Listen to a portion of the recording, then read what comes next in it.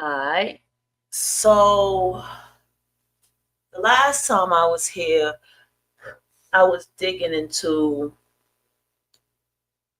the devil's effect. Why do good people turn evil?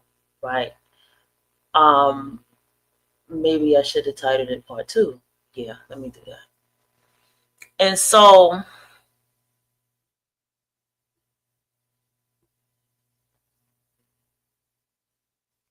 put part two. I don't know why I did it like that yesterday. I gotta put it back the same way. Alright, so I said to y'all that I couldn't get into the book, right? Y'all remember I was like, I'm trying to get into this book, but I can't really get into this book. I'm trying to get where the book is going with this, but I can't really get into where the book is going with this. Remember, I was going through all of that and I was dancing around it. So today I'm going to take the same book, dissect it slow, as well as grab other books. There's other books on evil, the anatomy of evil, and stuff like that. Um, why did I end up getting into this level of the dark psychology segment? I should have basically made this clear that this is a dark psychology segment, because what, to me, it's things I question. What causes coldness? What causes someone to just go completely cold? What causes someone to be what was perceived to be a sweetheart or a kind, sweet person and just turn into a complete monster?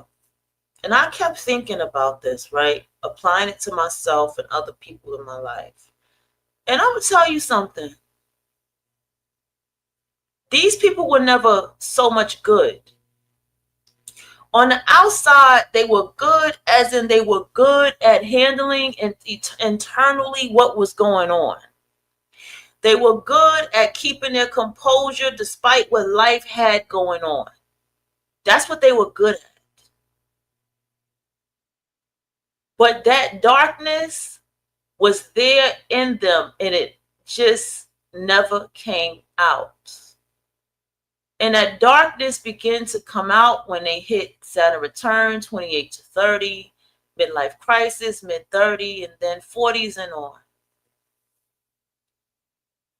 And then they can no longer hide their darkness. I have always been mean. I have always had anger issues, more than I give myself credit for. I've always had a snappy bad temper, more than I realized. And I've always had it in me to fight people, but I never wanted to bring that part of me out. I never want to bring that unhinged, scream at you, say the most disrespectful shit to you, tell you fuck you and fuck your family. I never want to bring that out. Because I know once I bring it out, there's no taking it back.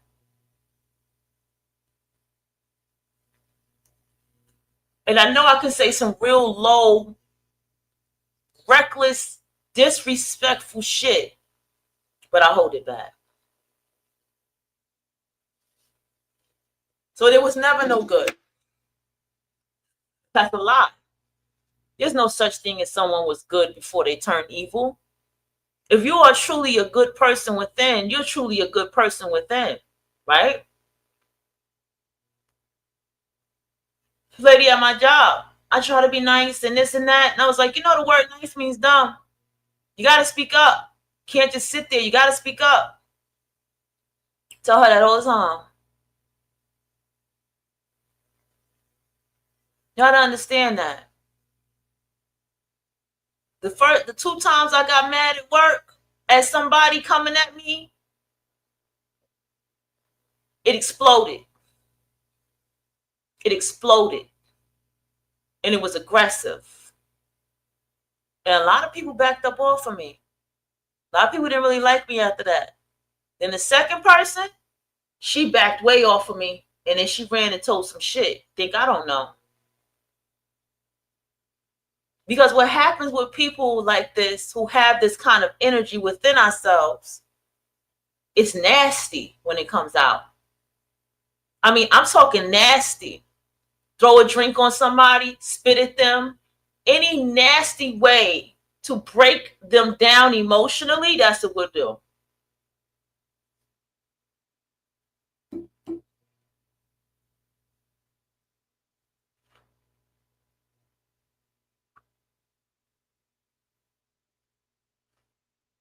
I'm serious. That's the level of how dark it gets. Because you know what? People try you. People bring you there. People get you to the point where you need to tell them, can you just shut the fuck up, please?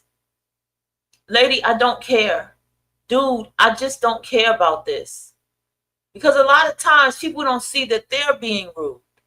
If I'm sitting here reading my book and you don't say, excuse me, not to interrupt you, but that looks like a good book. That's how you start a conversation. You don't just blurt out and try to have a conversation with me while I'm reading the book. That means you don't take me reading the book serious, and that means you think I'm opening up a book to get somebody's attention. And that is an insult to me, an insult to my intelligence.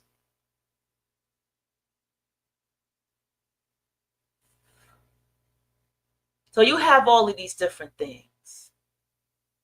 So silence is for a reason. Silence is not because we're slow. Silence is because we're weak.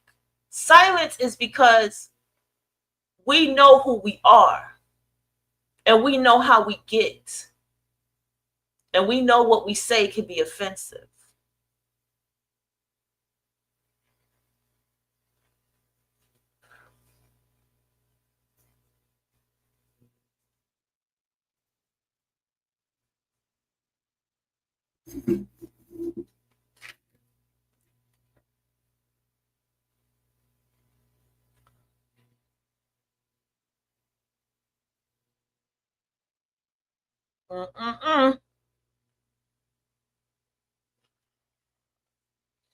I realize my lives don't get watched because I don't show my face.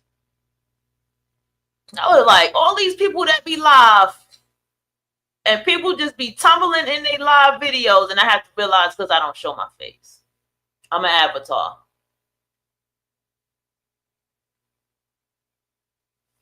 And a lot of people who go live, they show their face. Yeah.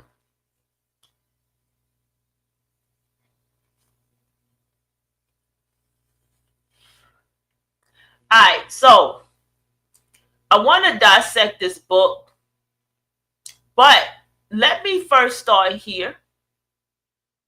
6 signs of a stupid woman. All right. So let's go ahead and jump into the 6 signs of a stupid woman. I need to start getting my journal and start outlining these fucking. Hold on, let me get to my chat GTP. Okay. All right, go ahead. We're gonna go ahead and play this. All right. And where is it at? Right here. Yourself wondering if you're surrounded by people who just don't seem.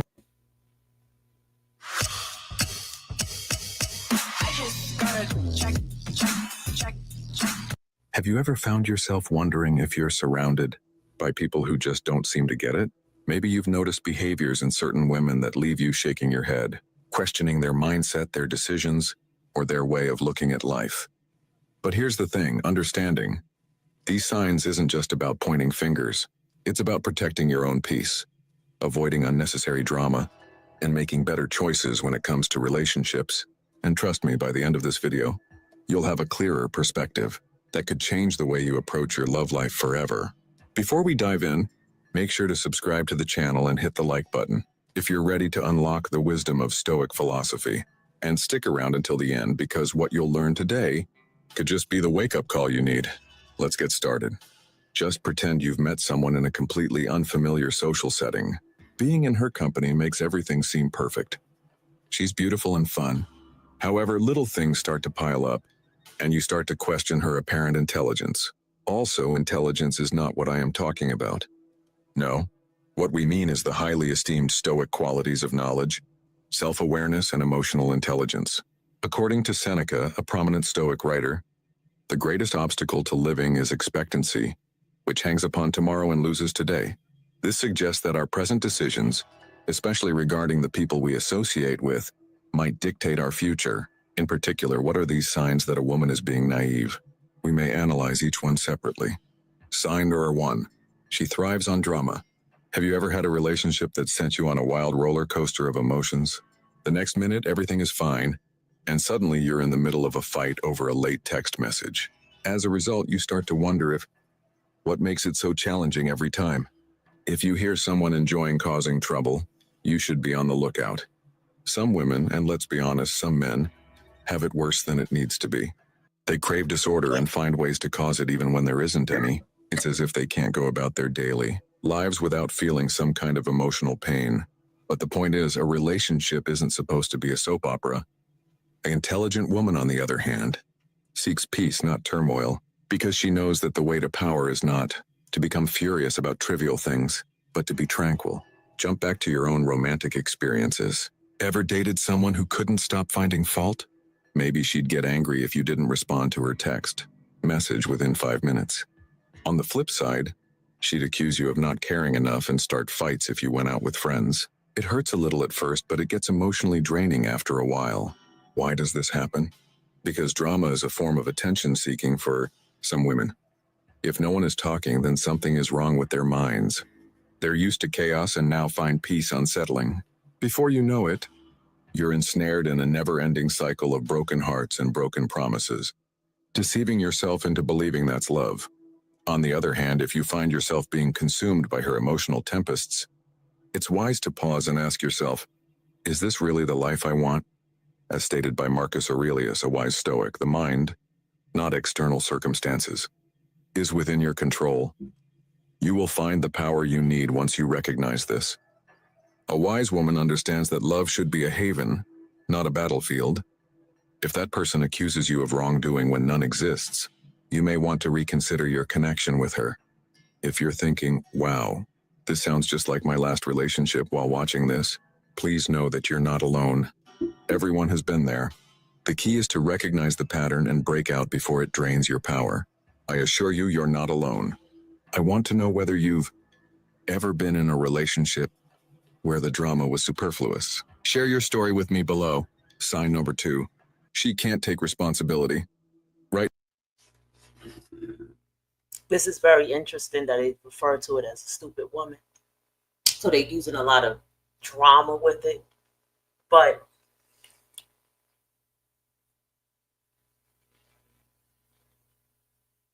I can understand where they're going with it. Let's go.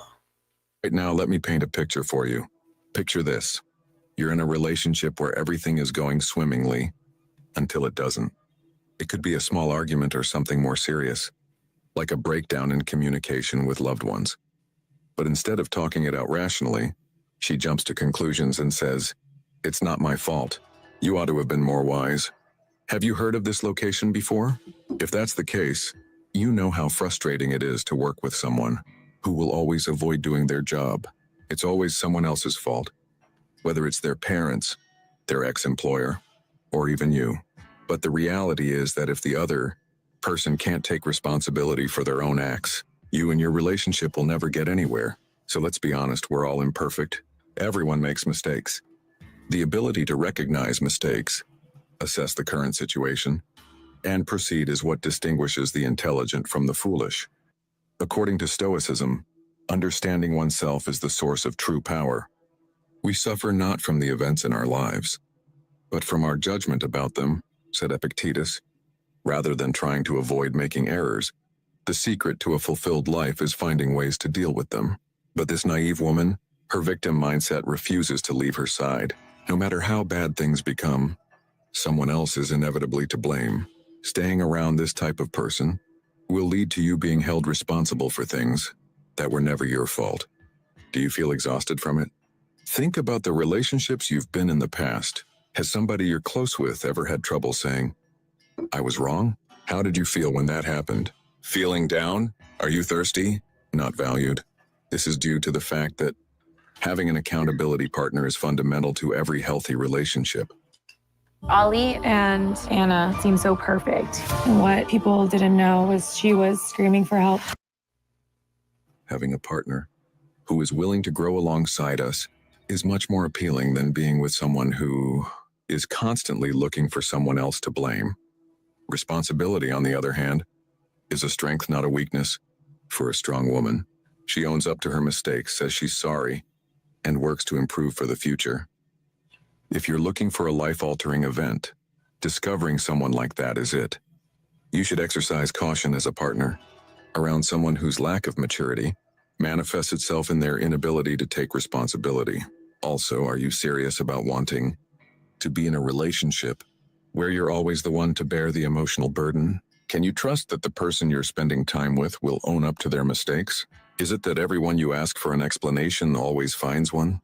Feel free to share your thoughts in the comments section, and if you connected with the message of this video, press the like and subscribe buttons. Sign number 3, she values materialism over character. Is it your experience that partners in relationships seem more interested in what you can provide them than in getting to know you? This is why you have to know who you're getting involved with, because depending on who you're dealing with, they're going to look at materialism. It doesn't matter the gender, it's the mindset. You know, in the 48 laws of money, that it is said, or any book about finances, it tells you you have to make sure you pick a good financial partner. You don't want to marry or be with someone who's financially reckless. Material things do matter. If you're into style, you're into fashion, you want that person to match your fly. You feel me? Like, I don't think nothing's wrong with being materialistic. If you don't like the way somebody keep their home, then if that's your turn off, then that's your turn off. That's your own intuitive protection, your own thing that you do. You feel what I'm saying? Like, if somebody feels some type of way because you live in the peas, right? Let them go. You know what I'm saying? You know what I mean? Like, you got to be like some things you shouldn't just even care about. You know what I mean? People have their boundaries. People have their standards, and as they fucking should. Me, you got to know how to dress. Oh, I'm gonna dress you up too. You got to know how to have style. You got to know how to dress. That's the thing for me. That's my materialistic thing. You got to know how to handle your money. You got to be smart with your money. Okay, I look at stuff like that too. Who do you give your money to? Who do you let borrow money? Who you always exchange? I look at all that. I don't think nothing's wrong with that. But let's go. As a person, maybe it seemed nice at first to spoil her, get her gifts, and take her on romantic outings. Nevertheless, a change came later on. So stop lying. Stop lying. Stop trying to flex like you got it when you don't. So don't get mad at them when they realize you don't got it and they start to fucking humiliate you. Don't get mad at them about that.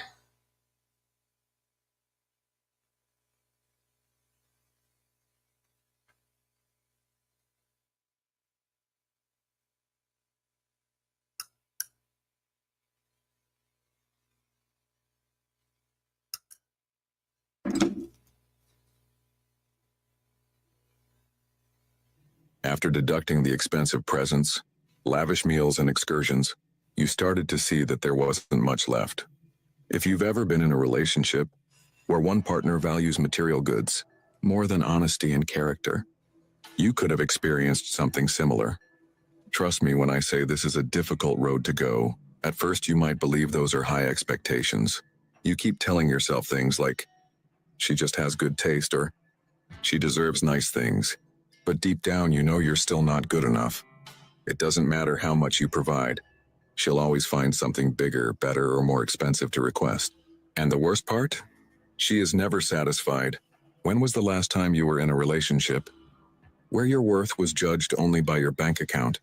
As an example of how she compared you to others, she might have said, "Why can't we go on vacations like my friend Sarah and her boyfriend? If you truly cared about me, you would have purchased this for me." But the truth is that a wise woman knows that love is more important than material goods. She values characteristics like loyalty, emotional connection, and character more than material possessions or women. Please, whoever listens to this show, do not fall into that bullshit. Love is not an emotion. Love is not feeling. And even if you feel, it's something that you're benefiting and something that you're getting from that person. Something that you can grow with that person. Love is not whimsical and flighty. That's for the naive people. Don't fall into this. You don't need somebody else for an emotional connection. You give that to yourself first, because we choose how we feel. And then you choose if you want to give and share your emotions with somebody else. That's what love is. But love is first given to yourself. It's not all the way given to somebody else. There's nothing wrong with being materialistic either. Rick Rubin is materialistic. Okay? No, Rick Owens is, I keep saying Rick Rubin. Rick Owens, with Rick Rubin, we see how he looked. Rick Owens is materialistic. Tom Ford is materialistic. Alexander Wang is materialistic. He is materialistic. Okay? Males are materialistic. Don't be fooled. Okay? And there's nothing wrong with you being a woman and being materialistic. There's nothing wrong with you knowing what you are worth. You don't want to deal with no one who wants to take away what you are worth. If you do your nails, you do your hair, you fucking pay for your laundry to be done and all of this. If they can't meet the standard of how you live, they can't be there. And don't let nobody ever tell you about your standards being anything. They can't be there. And that's just the facts.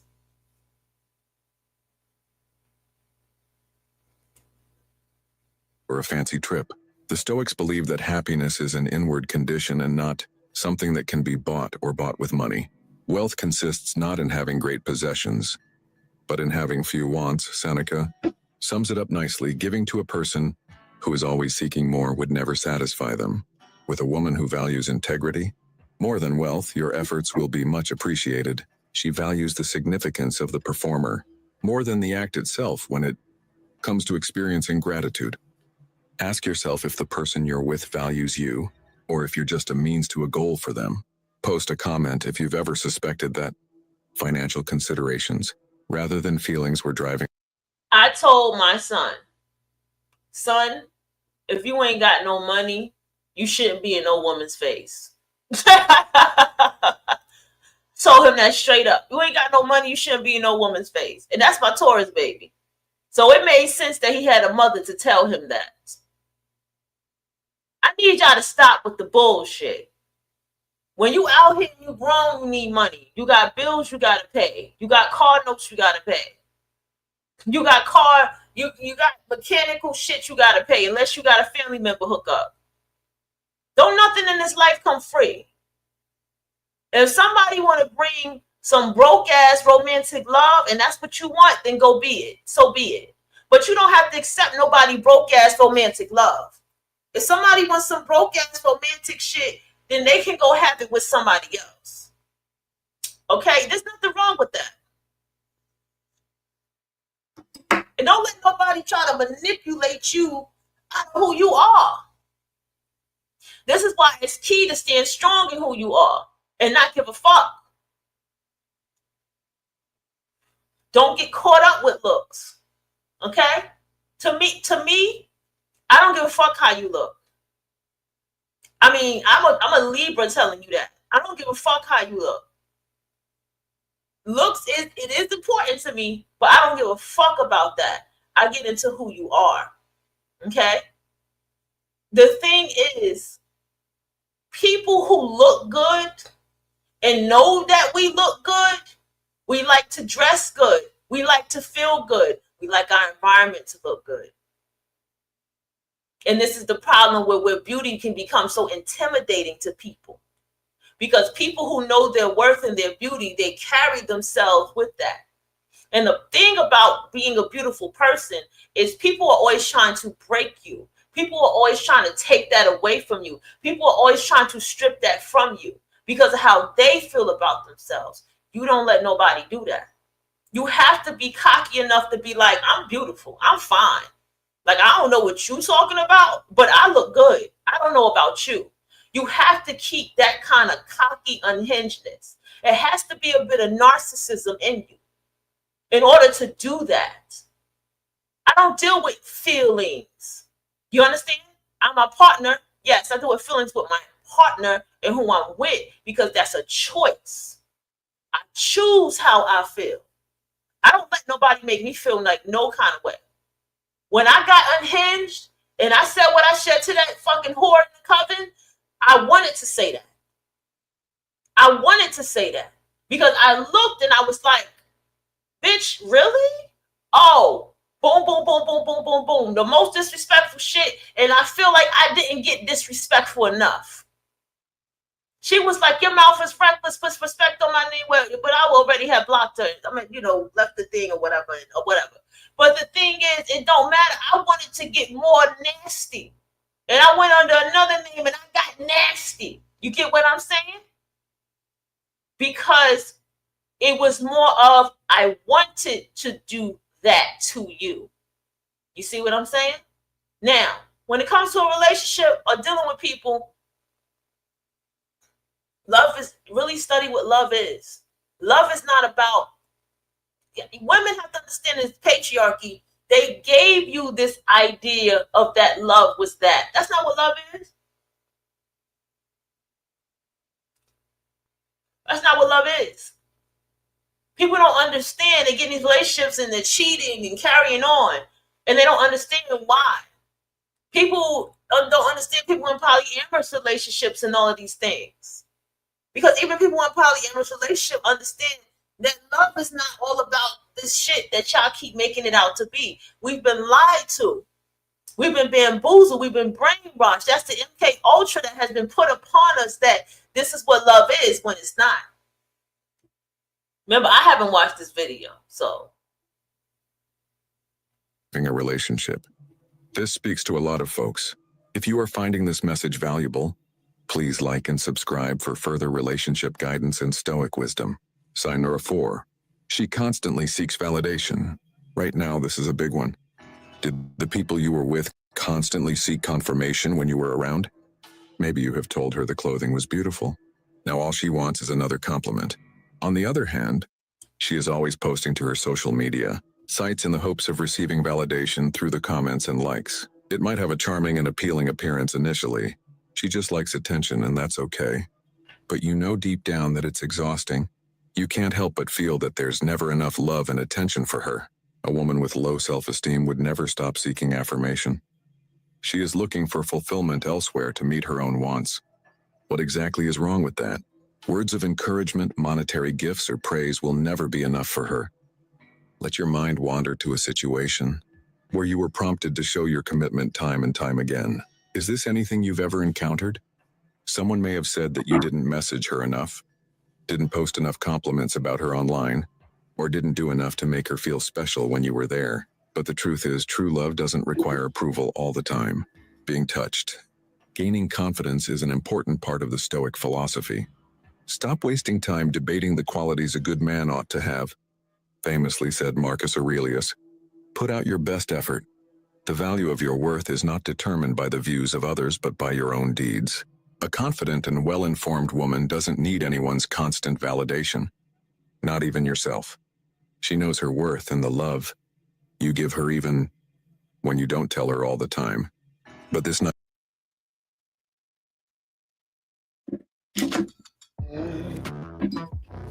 Save time creating content and generate a high-quality clone of your voice with 11 Labs. Change the way you record. Naive woman, she is never satisfied. What she really needs is a continual flow of public praise, social media likes and expressions of love. And the sad reality? It might drain your emotional reserves to the point where you feel like your actions have no impact. If you're experiencing any of the following and thinking, wow, this is exactly what I've been dealing with, then please know that you are most certainly not alone. Rather of being regarded as an equal, many people end up in situations where they are treated like a commodity. Please pay attention. The situation will only become worse unless you set limitations. Relationships should be a collaborative endeavor, not an individual one. Has anybody you've dated ever been in a relationship with needed constant affirmation from you because they lacked self-confidence? Leave a comment below to share your experience. Feel free to subscribe for more insightful videos and hit the like button if this one makes you think about your own love relationships. Sign number 5. She can't handle criticism. Is the feeling of constant suspense in a relationship something you're familiar with? Consider the following scenario. You say something harmless like, hey, maybe we should try eating healthier. But she gets defensive, furious, and misunderstands. My words will resonate with everyone who has gone through it. Some women may find it impossible to cope with any kind of criticism, even positive criticism. They react angrily instead of listening because they take criticism personally. Have you heard of this location before? I was thinking, maybe I need to be more careful with my words. But then I realized that no matter how gently you say things, the reaction is always the same: defensive, emotional, and occasionally manipulative. The next thing you know, you're attempting to maintain harmony by putting off difficult conversations. Then think back on your love life. Telling your sweetheart the truth has never seemed so difficult. When was the last time? Maybe you were trying to be honest and help her see things from a different... Let me tell you, if she doesn't want your criticism, she don't like you no more. She probably slightly don't even respect you no more. I'm gonna be honest with you. You know, when you're with somebody and they give you a critique, you are open to listen. But when they don't want to hear what the fuck you got to say, there's a reason for that. You need to start asking them, why is it when I try to give you something or tell you something that's helpful for you, what is the problem? Then that's when you may get the truth to why they don't listen to you. It's a reason. Perspective, but she was offended and rejected you anyhow. The foundation of every successful partnership should be mutual improvement. This can only happen if one partner is willing to listen to the other, learn from their experiences, and strive for personal growth. According to Stoic philosophy, in order to better oneself, one must be aware of their own inadequacies, because it is impossible for a man to learn what he thinks he already knows. Epictetus, those who are resistant to criticism are destined to keep making the same errors. A wise woman understands that constructive criticism, such as recommendations for change, is never intended to be insulting. But this naive woman, she will take it personally and make you out to be the bad guy. No matter how much you simply want what's best for her, trust me when I say it gets old really quickly. Does this kind of connection encourage growth? If your partner consistently rejects your suggestions, you may want to consider asking yourself that question, or am I stuck in my defensiveness and can't go past it? In the event that you have been through something similar, please do not hesitate to share your story. If this is making you reflect on your own relationships, hit the like button and subscribe for more open discussions about life and love. Sign number 6. She lacks self-discipline. A seldom discussed subject, self-discipline is the subject of the following essay. Has a partner ever been that unpredictable in your relationship? Maybe she had grand aspirations. She spoke of wanting to start a business, become in shape, and travel the world. When things became really serious, though, she was the one who would make excuses. Have you heard of this location before? At first, it might not stand out. When you think about it at first, you could think, she just needs some motivation. You, as a man, don't mean shit to anyone. Taking every red pill on the planet won't change that. That's why I push so hard on the idea that for men, regardless of what other affiliation they might have, better start mattering to themselves. You better figure out how to make it without group consensus. Your challenge as a red pill man is to walk around in a world of people, all of whom would hate your guts if they even had a clue who you were. And to do it at peace internally, comfortable in your own skin, not seeking approval because you don't need it, not affected by their bullshit judgments, and not deluding yourself for a moment that if you could just convince them of the truth, that anything would change. The only change you'll ever need is from you. Once you get that, you'll have reaped everything that the men's movement has to offer. And that is one hell of a lot if you can pull it off. Besides, there's freedom in that once you figure out that no one gives a shit, you can do the same for yourself. Yes!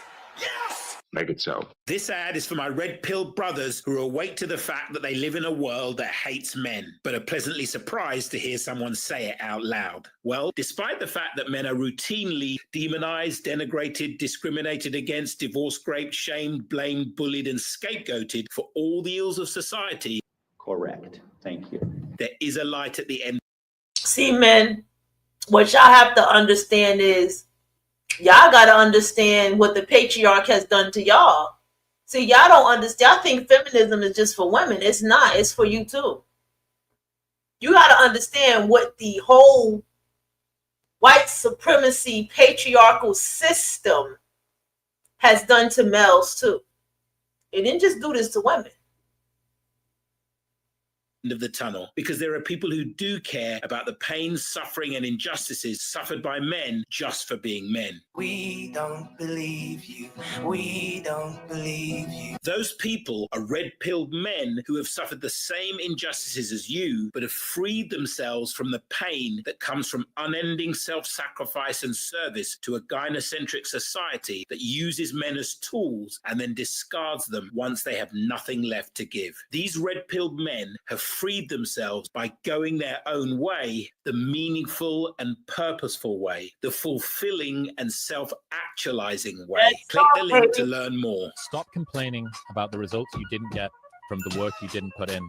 The only way to become more successful than most people is to be willing to do something most people aren't willing to do. Hey, I think I should come over here. What y'all think? I think I should make an email and make myself a man's name and apply for this to see what they talking about. What do y'all say? Look at this website. Look at this shit. Can I share it? I don't know if I can share it.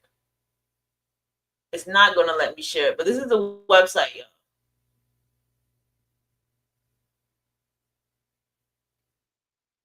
Uh-oh. My screen share stopped? Yeah. Here's the website. Maybe because I clicked on that link. I think we should infiltrate, ladies. What do you say?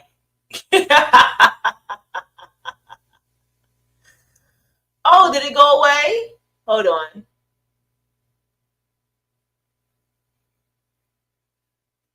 It says screen share was canceled. Oh, because I clicked it. Oh, okay. I don't even want to finish that video. Hold on. Let's check this shit out. This is what I'm trying to tell you. Infiltrate male spaces. See what they're talking about. The law brotherhood. It's a red pill men who choose to live free of the genocentric matrix of Western society. We recognize that by demonizing, denigrating, and discriminating against the men who build, maintain, and run society, that society is committing suicide. We also recognize this is all a part of the plan to replace the current society with the totalitarian, dystopian nightmare society. I like that. The Great Reset. So it doesn't matter if you're a blue pill, better, male, simp, Mangina, damn, sacrificing your needs to serve the needs of a shallow, selfish, parasite woman. Men go their own way, monk, of grand survivalist who refuses to participate in society at all. The Great Reset means that both men and all men in between will end up in exactly the same place, enslavement. There is only one way for you to remain free of enslavement. You must embark on your hero's journey of self-discovery, self-mastery, self-actualization, my favorite word.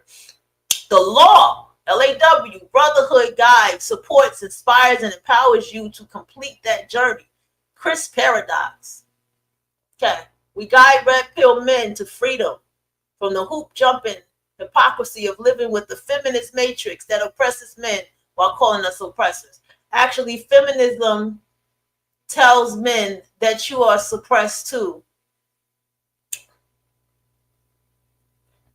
My name should be like Johnny Appletree, right? Let me give myself a nice name.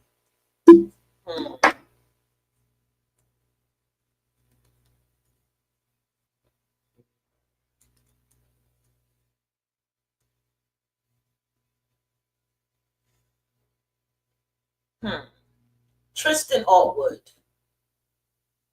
If it puts Bad Bee Boutiques, it's going to kind of be a little feminine, right? It's going to be a little suspicious. Let me, hold on. Let me take you guys off for a second. Put one of my emails down. 1 second.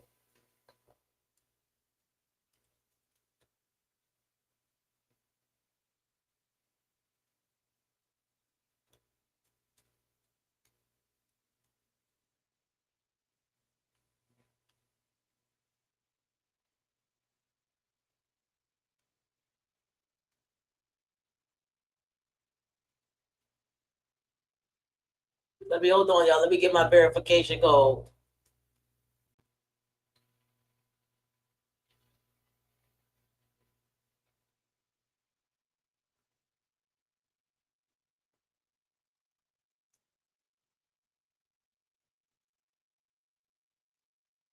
Hold on, it might be in my spam. Let me see. It ain't gone to my email yet, y'all. Hold on. Oh, I'm on the wrong email. My bad. Hold on.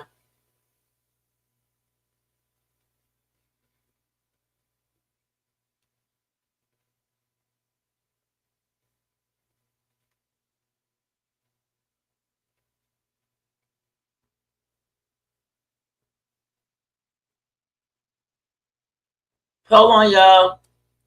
While I sign in this shit. The little video went away, by the way.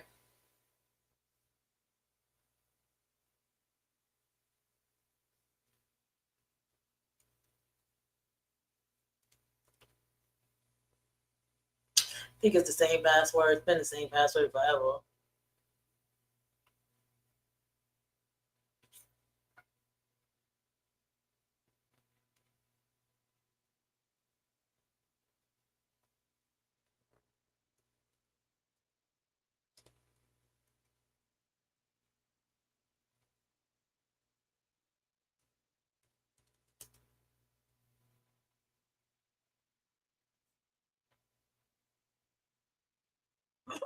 All right. Got my code. We about to log up in here.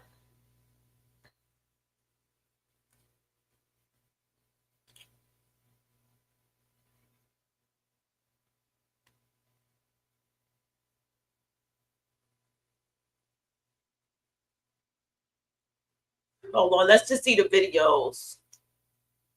It's a membership. So I guess it's like, hey, if you want to infiltrate, you're going to have to pay. It's $15 a month. I'm not doing that.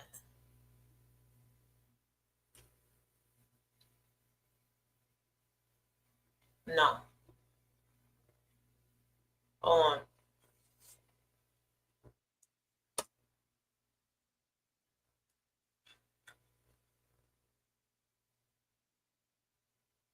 I got to complete my profile and show a picture, y'all. That's crazy. Let me see.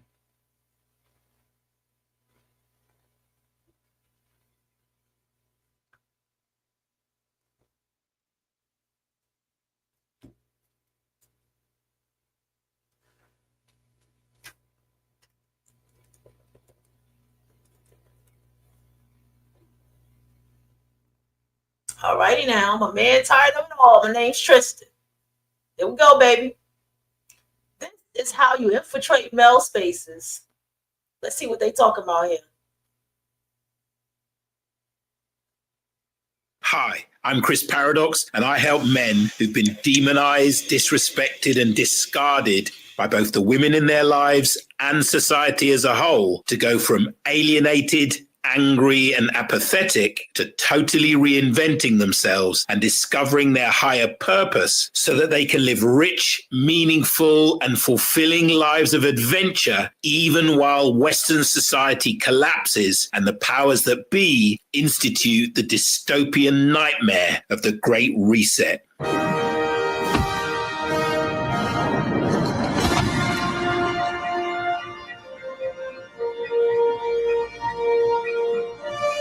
Now, achieving that level of profound transformation certainly isn't easy, but it is simple. So simple, in fact, that there are only 3 steps you need to take. And those 3 steps are Act 1, Act 2, and Act 3 of the hero's journey. This is because the hero's journey is a lot deeper than just the script structure of all your favorite films, from Star Wars to Lord of the Rings to The Matrix. For the 300,000 years that humans lived on this planet in hunter-gatherer tribes prior to the measly 3,000 years of Western civilization, the hero's journey was the singular rite of passage every boy went through at puberty in order to become a man.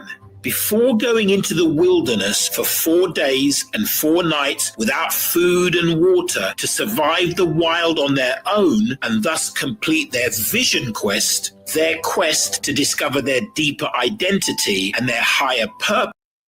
This is true. The elders of the tribe would tell the adolescent boy that particular tribe's version of the hero's journey to guide and inspire him on his perilous journey of self-discovery. It is these original stories passed down through the oral tradition for 300,000 years that became the myths and legends and fairy tales, which in turn inspired the fantasy epics, boys' own adventures, sci-fi novels, Hollywood scripts, and computer game franchises that form the core of our cultural entertainment complex. The reason we identify so strongly with Luke Skywalker, Frodo Baggins, Thomas Anderson, Peter Parker, Bruce Wayne, and Harry Potter is because in evolutionary terms, we were supposed to be them when we hit puberty, but we were robbed of that rite of passage and the sense of identity and higher purpose that it brings by a modern Western culture. He's right. He's right. Putting boys in school, making them sit down, not allowing them to run around outside. That's true. That's true.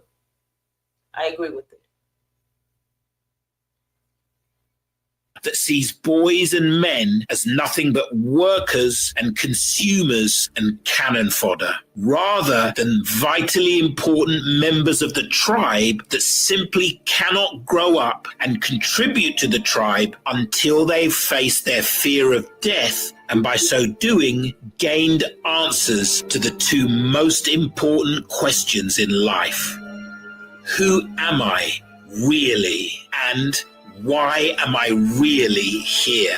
Now, completing your ancient adventure of self-discovery is no easier at 33, 43, 53, or 63 than it is at 13. But it really is as simple as completing Acts 1, 2, and 3 of the same hero's journey Luke, Frodo, Neo, Peter, Bruce, and Harry went on. So for the rest of this video, I'm going to explain exactly why the focus of your hero's journey must be on discovering your higher purpose, or as I like to call it, finding your why, and how that naturally leads to you experiencing a complete identity shift and consequently reinventing yourself as a man who lives a rich, meaningful, and fulfilling life of adventure even while Western society collapses and the powers that be institute the dystopian nightmare of the Great Reset. You see, there is a way out of the mess that we're in, but the only way out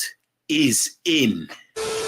So many wise people down the ages have reminded us of the primacy of purpose. Purpose is the most... Sorry, black men.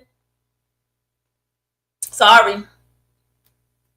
I know this looks all motivational for you, but it ain't gonna happen for you. I'm just saying.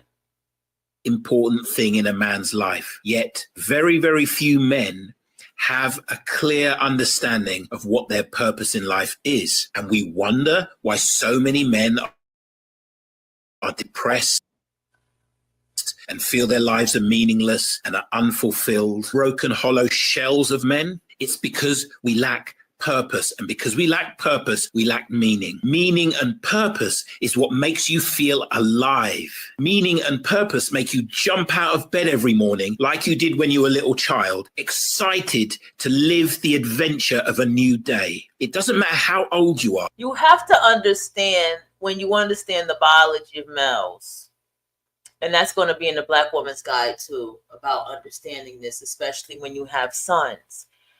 And why it's important to understand what kind of males are around your son, what kind of father you have for your son, why it's important for your sons to be raised around other males in the family.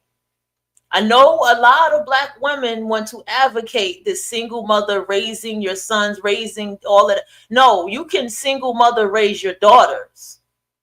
Okay? And the father can be a part of it. Yes, you can do that. You can have your daughter that's a mama's girl. Mama's girls are very smart. Mama's girls listen to the mother when she tells her, okay, listen, this dude ain't it. All right? That's a mama's girl. Mama's girl, her mother can tell her she respects her mother's wisdom, not a daddy's girl. Right? You got a daddy's girl, she's not going to respect your wisdom. She's only going to respect what he has to say. And I think that's a problem, but that's another topic. But for those of you that have sons, it is important that they are around other males in the family. That's what I did with mine. And that's why I tell you, Black women will be very angry about it.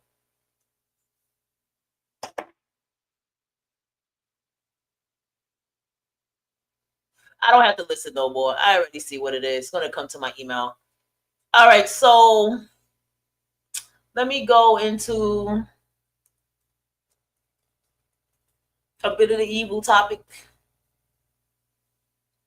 And this right here is it right here, you know.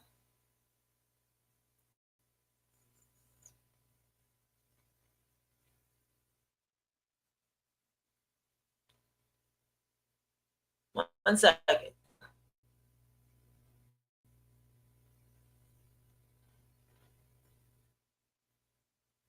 We are going to get into, I had one that I looked, I think it was the anatomy of evil. This computer's running slow. Hold on, I got to change the microphone.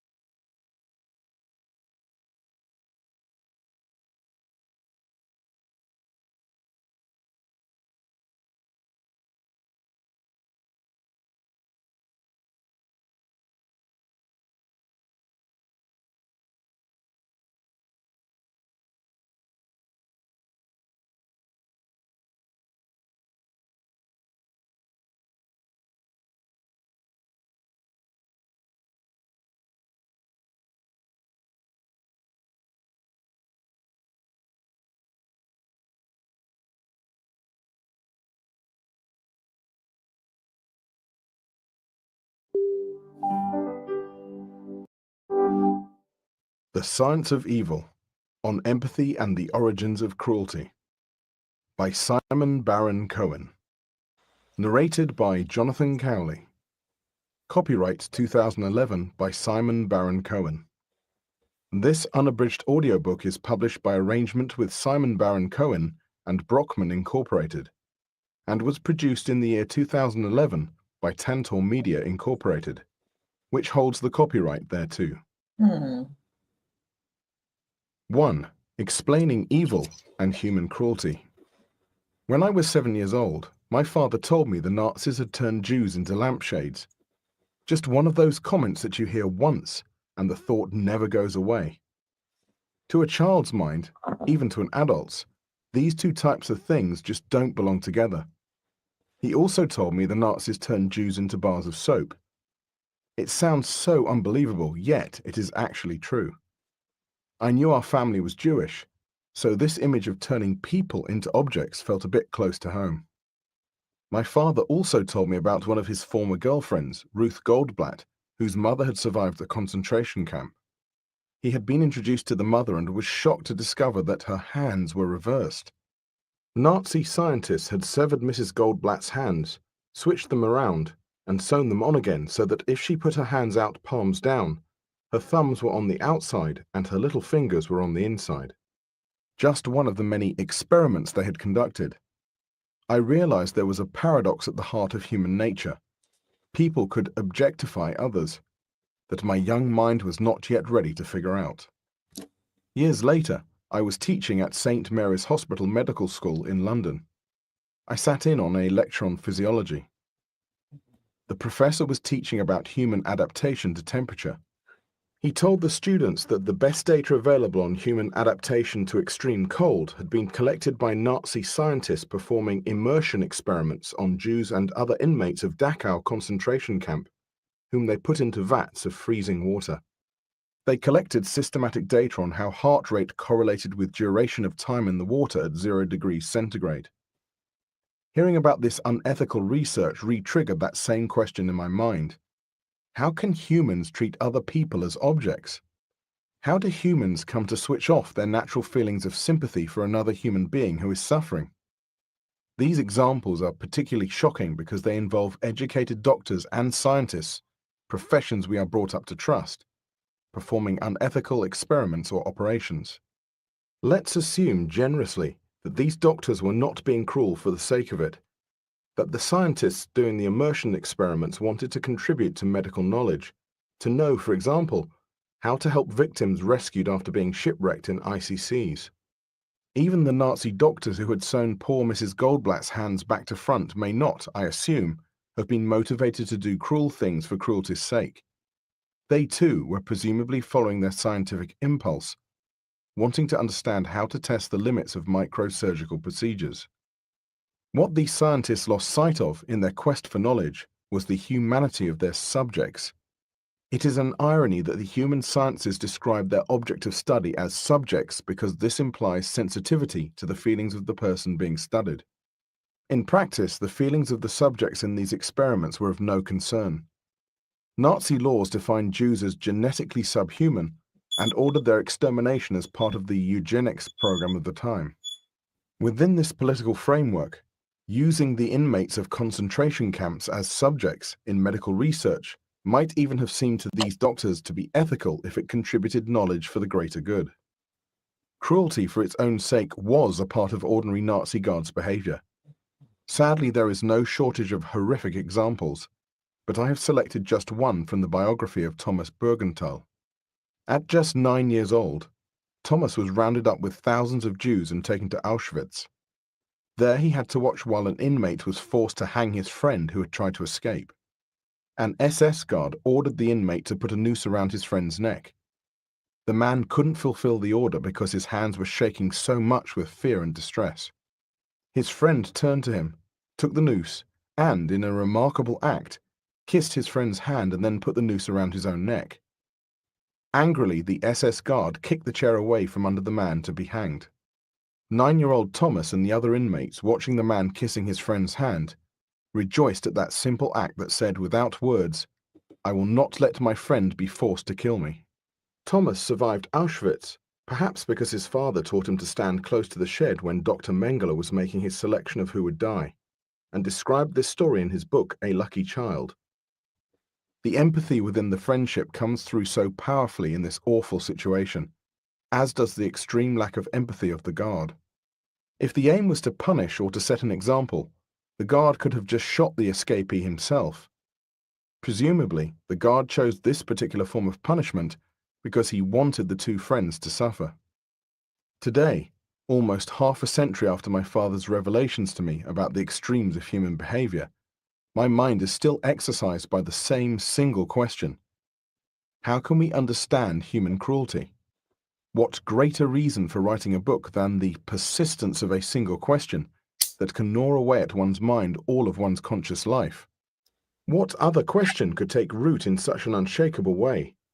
I presume the reason I find myself returning to this question again and again is because the question of how human beings ignore humanity of others begs an answer.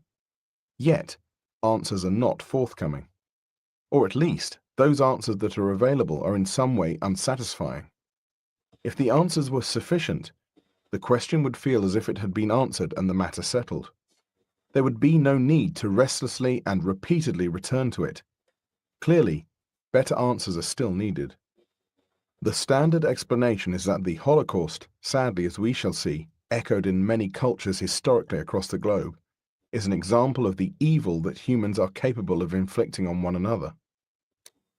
Evil is treated as incomprehensible, a topic that cannot be dealt with because the scale of the horror is so great that nothing can convey its enormity. Mm-hmm.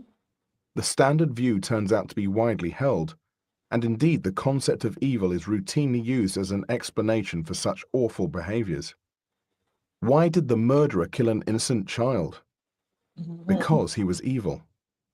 Why did this terrorist become a suicide bomber? Because she was evil.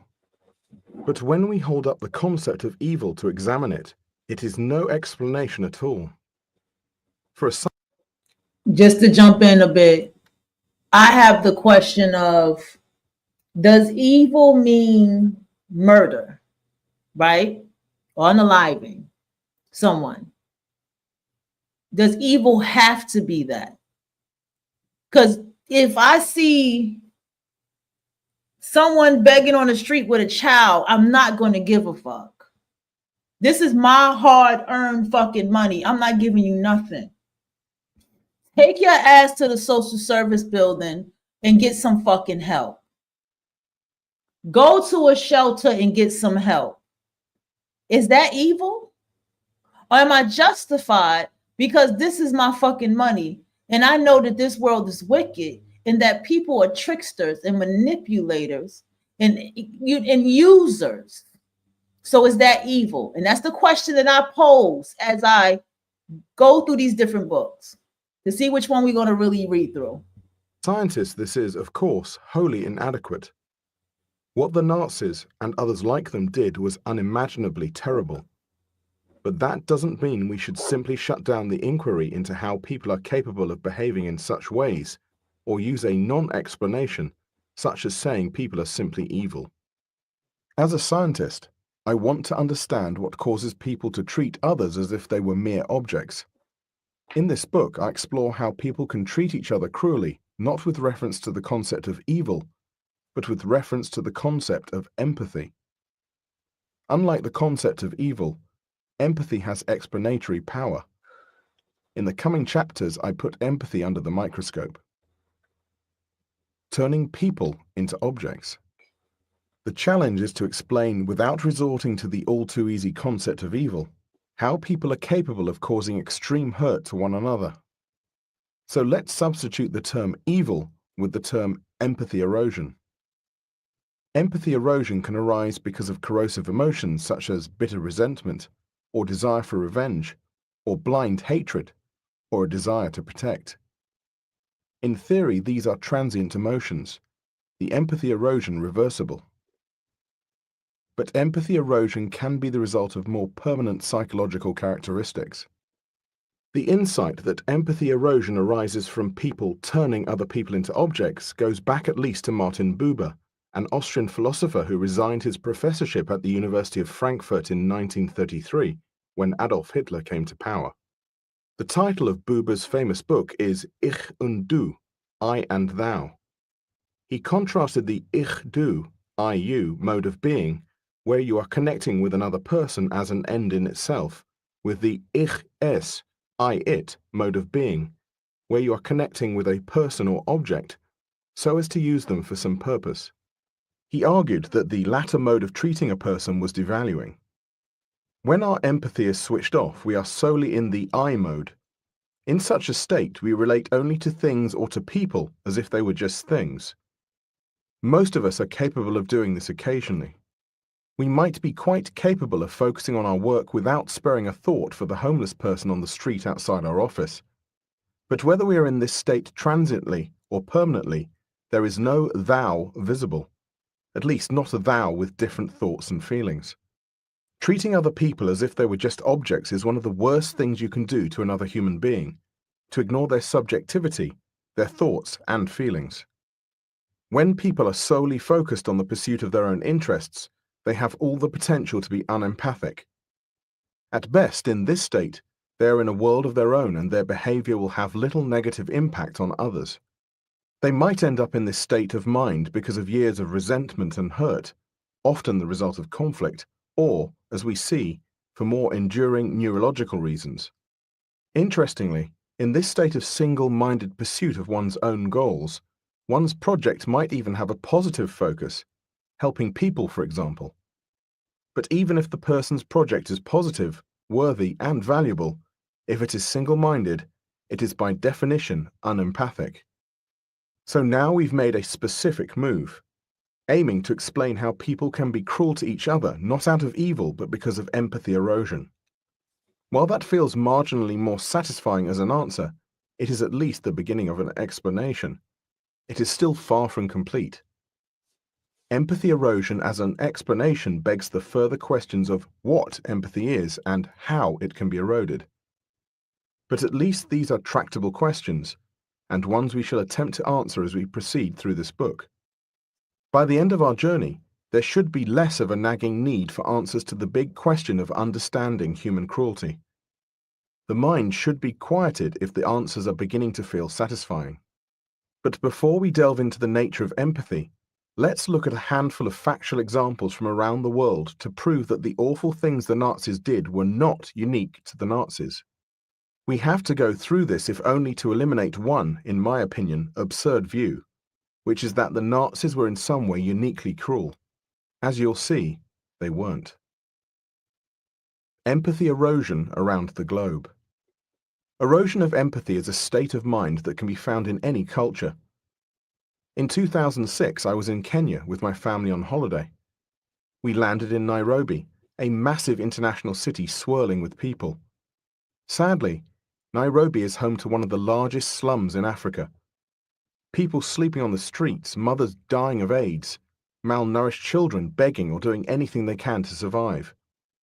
I met Esther, a young Kenyan woman, one of the fortunate ones who had a job.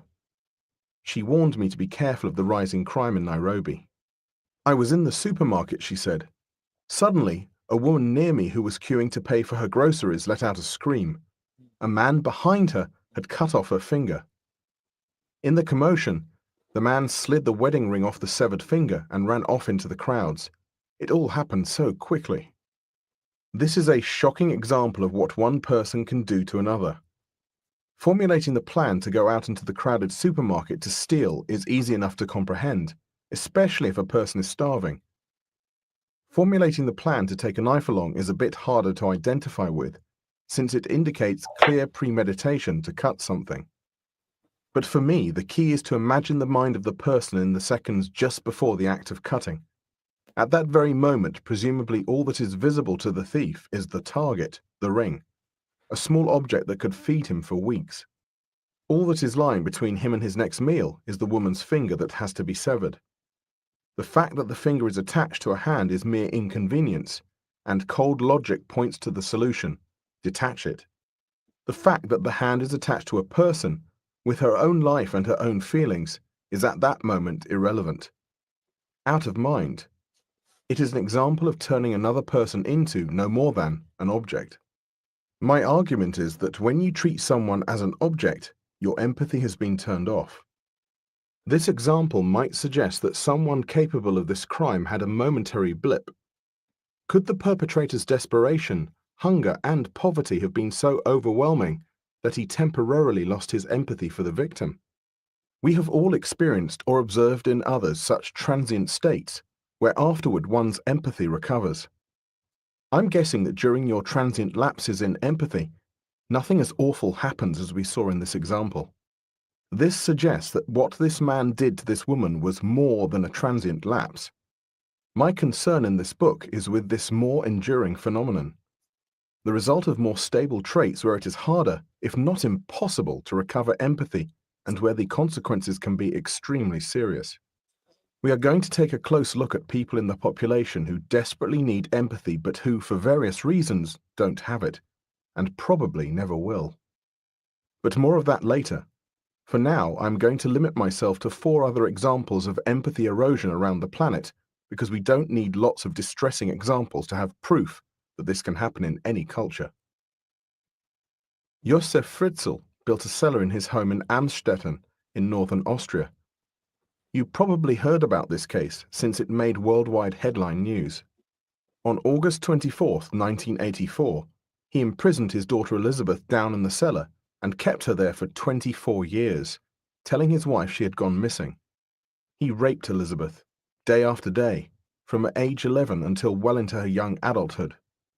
She ended up having 7 children in the basement prison. 1 died at 3 days old, and her father, the child's father and grandfather, burned the body to dispose of the evidence.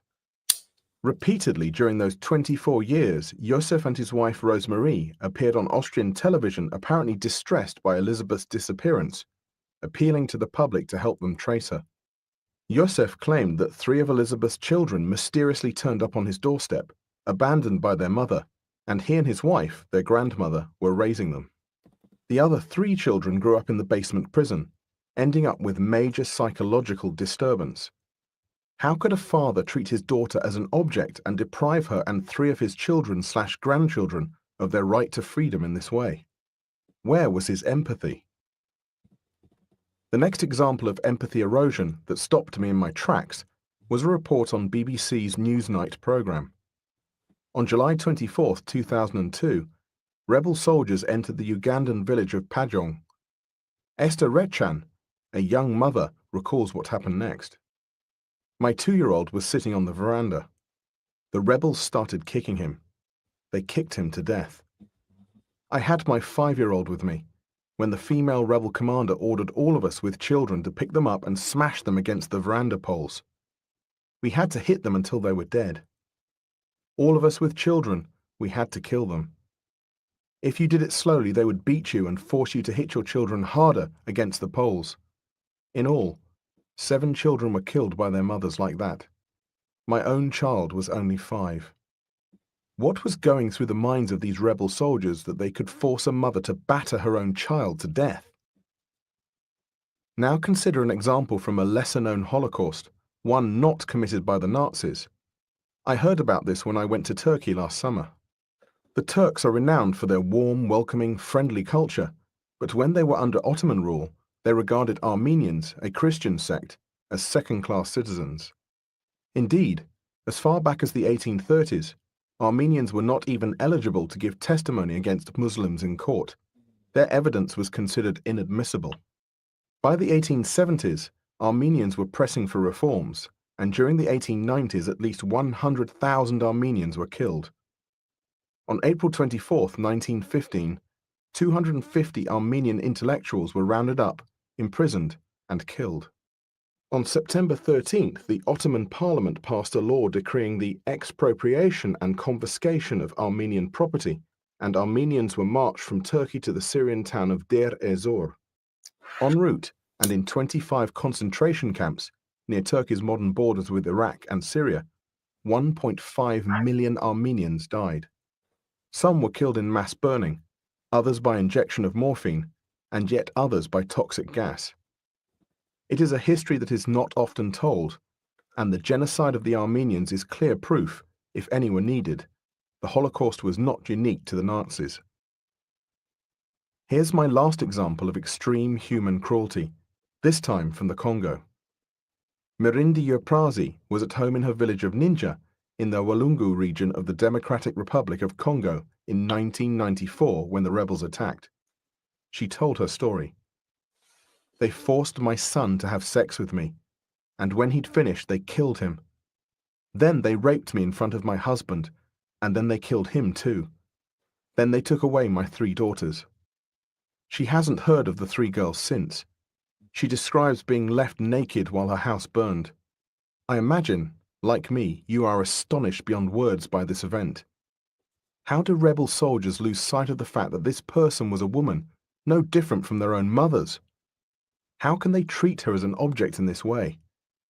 How do they ignore that this boy, forced to have sex with his mother, is just a teenager with normal feelings? But that's more than enough examples of human cruelty from different cultures to remind us of what humans are capable. If I'm right that such acts are the result of no empathy, then what we need urgently are answers to 2 basic questions. What is empathy? And why do some people have less than others? 2. The empathy mechanism, the bell curve. Unempathic acts are simply the tail end of a bell curve found in every population on the planet. If we want to replace the term evil with the term empathy, we have to understand empathy closely. The key idea is that we all lie somewhere on an empathy spectrum, from high to low. People said to be evil or cruel are simply at one extreme of the empathy spectrum. We can all be lined up along this spectrum of individual differences based on how much empathy we have. In this chapter, we begin the search to understand why some people have more or less empathy.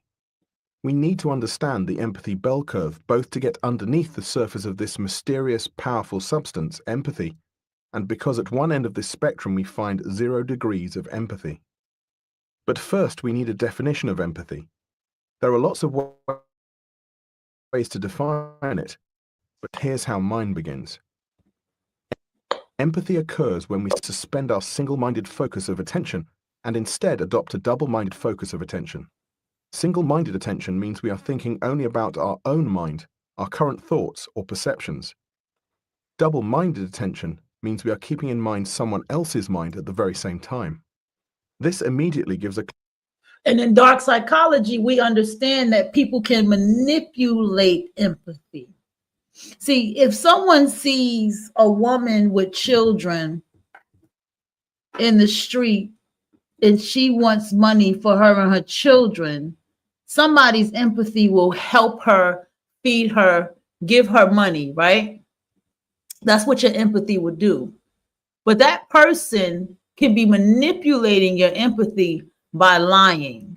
This is why I say you have to go into logic, i.e., I noticed that co-workers suddenly be having these family tragedies, and one of the co-workers walk around with a box and help them and shit. And I always give as much as no more than $3, right? But the last time I gave $3, I said, he said he looking all sad at work and all this shit, all this drama, and everybody saying my condolences and people nodding and shit. And I'm like, well, if this nephew got in a car accident, a motorcycle accident, that's a tragedy. Wouldn't that be in the news? So I'm gonna look that up and see, is that type of logic. You see, you have to fuck feelings. Go into your logical mind, because nobody likes you when you do that. Be like, wait, your car motorcycle, is it in the news? Here, let me look that up. Because when you do that, that looks rude. That looks like you have no sympathy, no empathy. You know why? Because you don't. And when you say out loud, I don't feel sorry for people. I don't feel sorry for people. You have to understand that when you display that type of energy, You won't have people trying to try you. Now, you have people who are narcissistic and they will try you because they will try to test you. They will. People will. That's how the universe works. But this is why you have to be like this. The last time I had empathy for somebody, I hate that person now. You understand what I'm saying? Last person that I had empathy for, I'm coming to hate that person. You understand? I'm starting to feel like everything that they told me was a lie about their life. And it may not have been. They may say, no, I didn't lie about that. But for me, because I hate them, and I can understand where they're going with this empathy and evil thing, because I hate them. I feel like they lied about everything in their life, and I have no empathy for them. But I had empathy for them when I end up hating them. Clue to what empathy entails. When empathy is switched off, we think only about our own interests. When empathy is switched on, we focus on other people's interests too.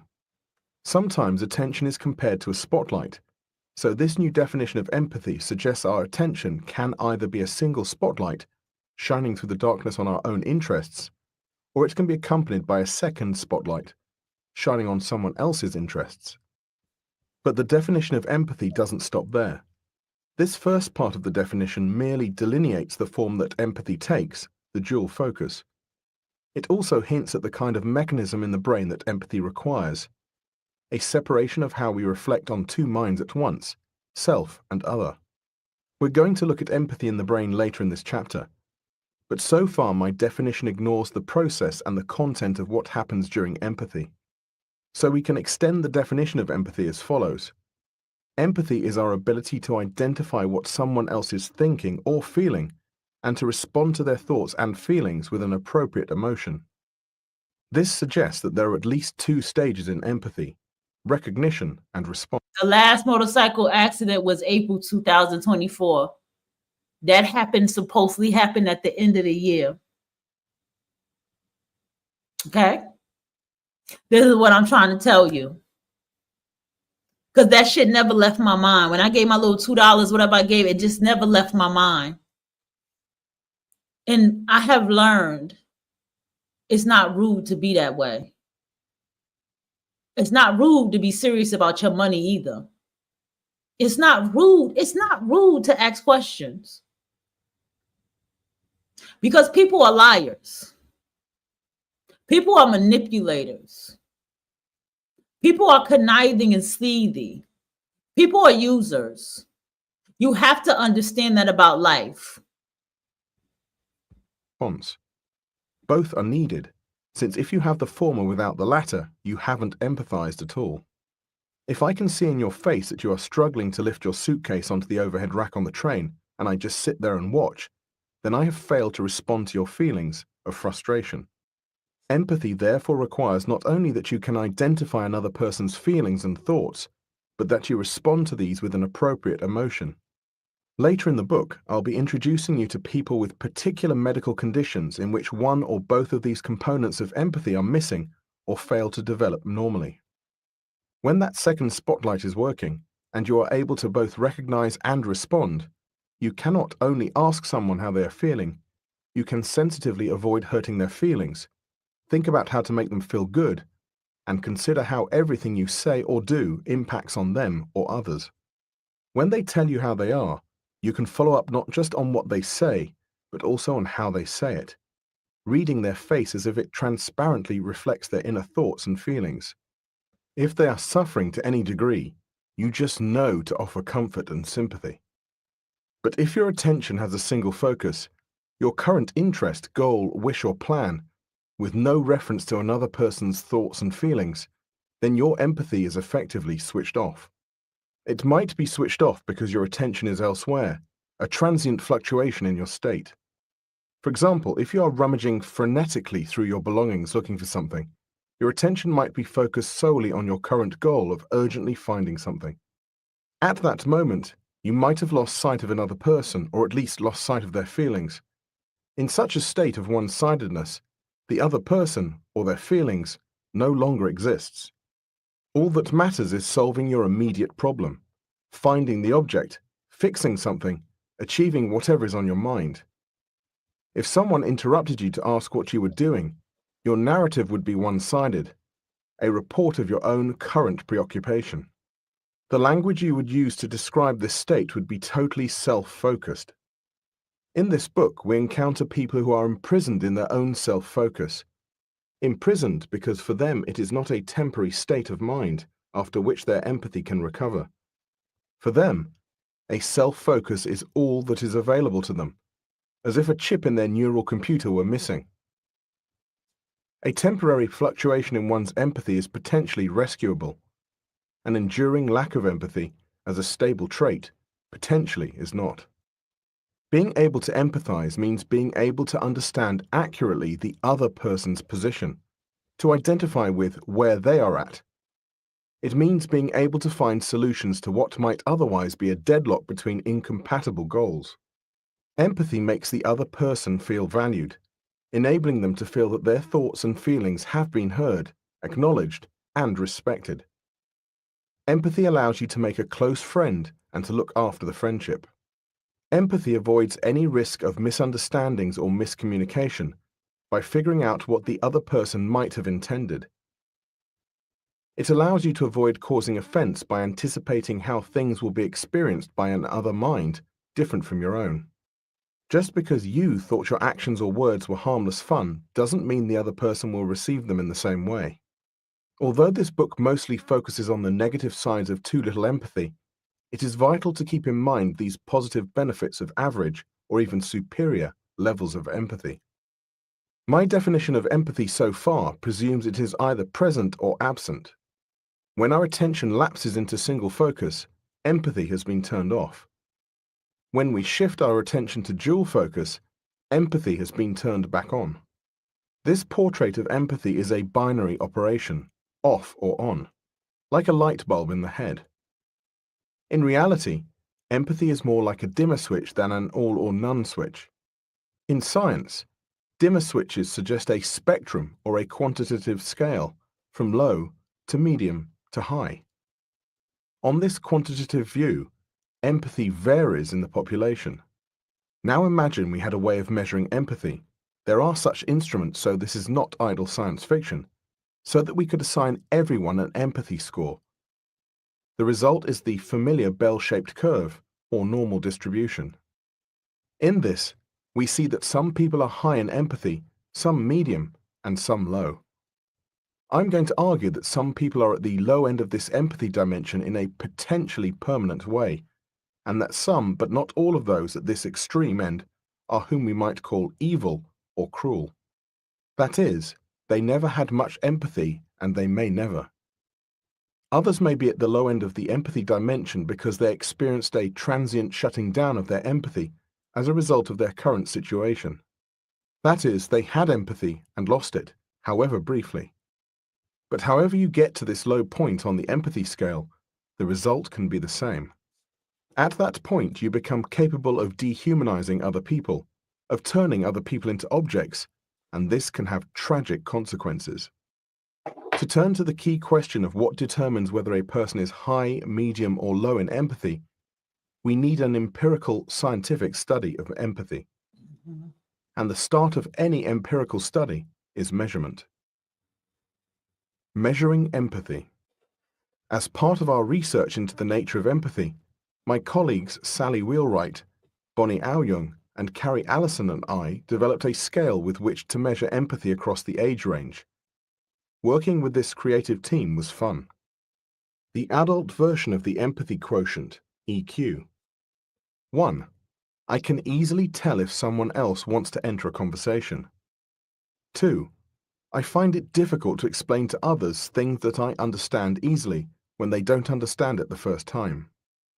3. I really enjoy caring for other people. 4. I find it hard to know what to do in a social situation. 5. People often tell me that I went too far in driving my point home in a discussion. 6. It doesn't bother me too much if I am late meeting a friend. 7. Friendships and relationships are just too difficult, so I tend not to bother with them. 8. I often find it difficult to judge if someone is rude or polite. 9. In a conversation, I tend to focus on my own thoughts rather than on what my listener might be thinking. 10. When I was a child, I enjoyed cutting up worms to see what would happen. If you agree with items 1 and 3, this would get you 2 EQ points.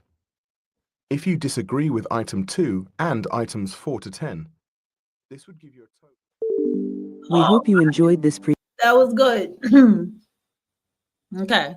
So he bought it with the empathy. The author, who wrote this? Simon Barron. Simon Barron bought it to empathy. 1 second, y'all. I gotta sign the fucking. I didn't realize I was signing. That shit ain't even gonna go in my history. Because I signed out and I didn't mean to sign out.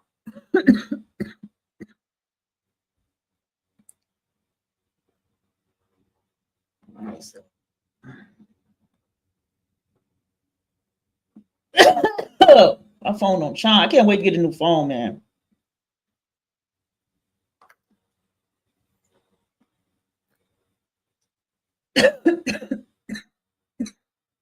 Excuse me, y'all. How do my mic sound? Because I'm not on my microphone. I don't know why I said I had a message. I got no message.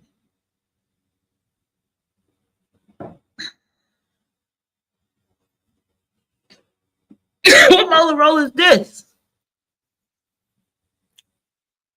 I don't see shit. What phone you got me attached to? Oh, there we go.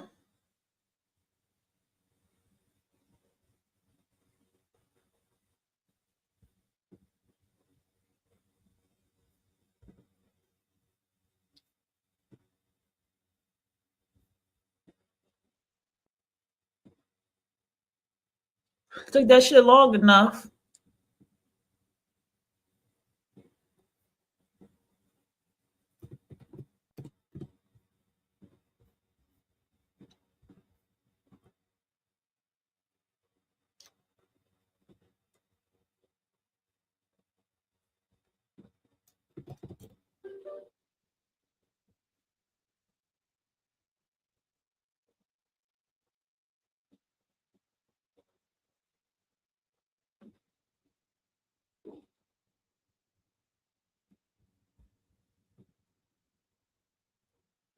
I'm not gonna catch that one. Okay. We can go back. Okay, I'm signed in now. I'm curious what this is about while we on our topic of evil. Build a thriving community and monetize with memberships and pay-per-view. This message is for Black women. If you're not a Black woman, you can stay or you can keep scrolling. Hey, my sisters, how y'all doing? I know it's been real rough the past week or so. We are being harassed, we are being bullied, we are being talked down to, we are being taken advantage of, we are being disrespected. I know you are tired. I am tired. I know you are frustrated. I'm frustrated. I know you feel unappreciated. I feel unappreciated. But I want you all to know that we are in this together. And I just wanted to take a moment to remind you of who you are. And even though I know you are tired, I want to remind you of your strength. I want to remind you of where you get that strength from. I want to remind you, they may write us down in history with their bitter, twisted lies. You may tread me in the very dirt, but still like dust we rise. Clearly, our sassiness upsets them. Why are they beset with gloom? 'Cause we walk like we've got oil wells pumping in our living rooms. Just like moons and like suns, with the certainty of tides, just like hopes springing high, still we rise. They want to see us broken, bowed head and lowered eyes, shoulders falling down like teardrops, weakened by our soulful cries. Our haughtiness offends them. Don't they take it awful hard? 'Cause we laugh like we've got gold mines digging in our own backyards. They may shoot us with their words. They may cut us with their eyes. They may kill us with their hatefulness, but still like air, we rise. Our sexiness upsets them. Does it come as a surprise that we dance like we've got diamonds at the meeting of our thighs? Out of the huts of history's shame, we rise. Up from a past that's rooted in pain, we rise. We are a black ocean, leaping and wide, welling and swelling, we bear in the tide. Leaving behind nights of terror and fear, we rise into a daybreak that's wondrously clear. We rise, bringing the gifts that our ancestors gave. We are the dream and the hope of the slave. We rise, we rise, we rise. That is who we are. And no matter what they say, no matter how hard they try to dig, no matter what they throw our way, this is who we are. And I want to leave you with that old proverb. Many of us have seen it come to pass in our lives. Y'all know that old proverb. It goes a little something like this. If you are digging a grave for me, you better dig too. 'Cause the grave you are digging for me just may be for you. Keep your head up, sisters. Stay focused. We got an election to win. I've been on Shopify from the beginning. The platform is just never a worry. Like, I have so many worries, but the platform. All right. Let's go back because it didn't save in the history. Where we at? 1 o'clock. So The Science of Evil is a big book. The Anatomy of Evil. The Anatomy of Evil was the one I was listening to. This is by Julia Shaw. The science behind humanity's dark side. So let's listen to her. Mint. So this is a clip. Let's see what she's talking about in the introduction. Aliens Audio presents Evil, the Science Behind Humanity's Dark Side by Julia Shaw, performed by Terry Schnaubelt. A dramatic example of dehumanizing was seen in Hitler's genocidal propaganda, where he described Jewish people as Untermenschen, subhumans. The Nazis also compared other groups they targeted to animals, insects, and diseases. More recently, the United Kingdom and United States have seen a string of vitriolic public statements about immigrants. In 2015, British media personality Katie Hopkins described migrants arriving in boats as cockroaches, a term that was publicly criticized by the UN's human rights chief, Zaid Ra'ad al-Hussein.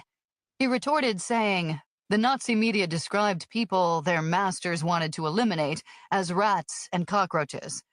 He added that such language was typical of decades of sustained and unrestrained anti-foreigner abuse, misinformation, and distortion. Similarly, on May 1st, 2017, the 100th day of his presidency, Donald Trump read aloud as part of a speech the lyrics of a song about a snake originally written in 1963 by Oscar Brown Jr. On her way to work one morning, down the path alongside the lake, a tender-hearted woman saw a poor, half-frozen snake. His pretty-colored skin had been all frosted with the dew. "Oh, well," she cried, "I'll take you in and I'll take care of you." Now she clutched him to her bosom. "You're so beautiful," she cried. But if I hadn't brought you in by now, you might have died. Now she stroked his pretty skin, and then she kissed and held him tight. But instead of saying thanks, that snake gave her a vicious bite. Trump uses the story as an allegory about the dangers of refugees. He is comparing refugees to snakes. This kind of oversimplified grouping of an imagined enemy is echoed over and over in politics, partly because it is so catchy. With a bit of help from a leader and some inspiring rhetoric, harmful ideologies readily flourish. And, while we all sometimes fall into this trap, some of us are particularly prone to being influenced by such poisonous imagery. This is where we really begin our imagined reconstruction of Hitler's brain. Given his particular propensity for dehumanizing, the parts of the brain responsible for this may have been particularly affected. According to Ryman and Zimbardo, de-individuating and dehumanizing could potentially involve a network of brain areas, including the ventromedial prefrontal cortex, the amygdala, the brainstem structures, that is, hypothalamus and periaqueductal gray. Helpfully, they provide an image of their model. Their model suggests that what starts as a feeling of anonymity, of not being to blame for what we do because we feel like we are simply part of a larger group, ends with an increased ability to do harm to others. Here's how they propose evil works in the brain. De-individuation. The person stops thinking of themselves as an individual and identifies as an anonymous part of a group. This leads them to feeling like they are not personally accountable for their behavior. This is related to a decrease in the activity of the ventromedial prefrontal cortex, VMPFC. Reducing the activity in the VMPFC is known to be linked with aggression and poor decision-making and can lead to disinhibited and antisocial behavior. Dehumanization. This decreased activity is accompanied by an increase in activity in the amygdala, the emotion part of the brain. This is linked to feelings such as anger and fear. Antisocial behavior. Then, these experienced emotions go via the brainstem to trigger other sensations, like increased heart rate, blood pressure, and gut feelings. These changes are essentially the body getting into fight or flight mode, anticipating bodily harm and getting ready to survive. Hello. Today, I'm going to show you how to get this audiobook for free in just a few minutes. In this video, I'll guide you step by step. All right, so what's her name? Julia Shaw? What was her name? Yeah, I was right. Julie Shaw. She's saying she's getting into the brain and where evil lies inside of the mind, right? And I'm going to go back to the question that I posed, that I said, does evil have to be someone who would murder somebody? Could evil unalive somebody? Could evil be just not having sympathy, empathy, or compassion? So I see a woman, or if it doesn't matter, I see a person with a child begging for money, and I don't care because this is my money and you're not getting it. And I don't care because I'm like, you can go to social services. You can go to a shelter. There's no reason for you to be outside with this child. You get what I'm saying? And how do I know that's even your child? Is that evil behavior, or is that logical? Or is that classified as evil? What exactly defines evil? You understand? Like, I'm looking at it because we have a lot of people with evil. Hitler was evil. Hitler had a belief behind his evilness. It was, I only wanted people in this world with blonde hair and blue eyes. Clearly, Hitler had brown eyes and black hair. So where did this ideology of, I only want that? We understand that the zealot divested black women are black Hitlers, because they do not want any birth between the black woman with the black male, or anything black, Hispanic, or Latin, anything that involves the melanated nigger. They want non-black. They want black women with non-black males to make children. That's a black Hitler. there is a ideology behind it. We can use the example of, I didn't even know this happened in 1984 with Joseph Yosef. And we can see that situation now with the male who had the children. Yosef had his own daughter in hostage in the basement and had the mother believe that she ran away and impregnated her and was raping his daughter, right, in the basement, making the mother believe that the daughter was kidnapped, right? That's evil. He also had help with that. That would be classified as evil to do something like that to your own child, right? So it's like, where is the level of it? Do you get what I'm saying? Does it involve unaliving? Does it have to be so much the harming of another person? Like, or are people who are jealous, are they evil? You know, jealous spirited people, are they evil? People who purposely get in people's way, are they evil? If you have a little narcissism at you, or certain levels of narcissism, does that make you evil? You see what I'm saying? What really defines and what classifies, what actions defines evil? Okay, so we have the book said the devil's effect of how good people turn evil. I don't believe it. I feel like you already have it in you, and something brought it out, or someone you were with helped bring it out. Something brings it out. At this age that I am, and before that, I have to say from 28 to 30 and beyond, I have become very, very cold. Like, the older I get, the colder I get. For example, I just was told on my step family member side that their uncle died. Now, I was like, he was a bastard. Rest in peace, I guess. That was my response to that, because I didn't give a fuck about this person. Is that classified as evil? So it's those little things. Okay, the anatomy of evil, making evil, part 1, your inner sadist.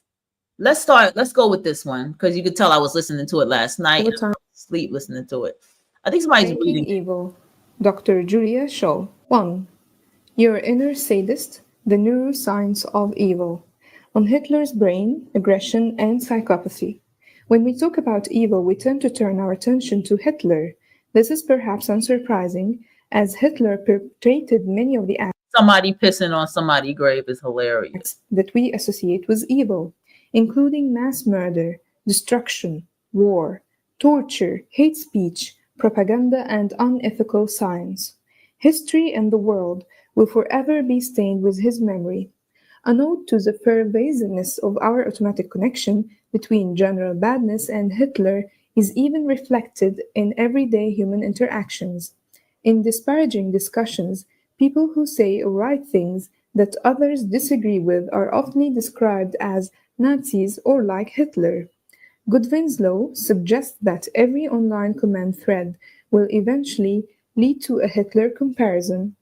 These in-passing comparisons trivialize the atrocities committed, escalate discussion to a point of no return, and often effectively shut down conversation.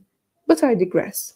Because of the variety and depth of the devastation Hitler was both directly and indirectly responsible for, entire books have been written about his motivations, his personality, and his actions. People have long wanted to know why and how he became the man we know from the dark pages of our history books. In this chapter, instead of dissecting the particulars of his actions, I want us to focus our attention on just one question. If you could go back in time, would you kill baby Hitler? The answer to this one question tells me a lot about you. If you answer, My answer is no. I don't care how nobody take it. The reason why is because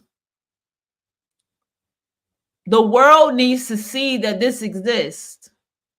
Okay? And I'm not going to get too much into it. I'm going to just say the world needs to see that this level of evil does exist. And we need our scientists, our doctors, our biologists, our people to dig into this and dig into people's lives to try to understand this. Is this a spiritual thing? Are you just born as an evil motherfucker on this planet? And look at the people's background who's born so evil and fucked up on this planet. Because I think black males are very fucking evil. They are the most fucking evil. And we know they're born through black mothers. Are they more evil? Because I think darker skinned people are very evil. I think they're more mean. I think they don't have no fucking feelings or fucking heart, if you really ask me.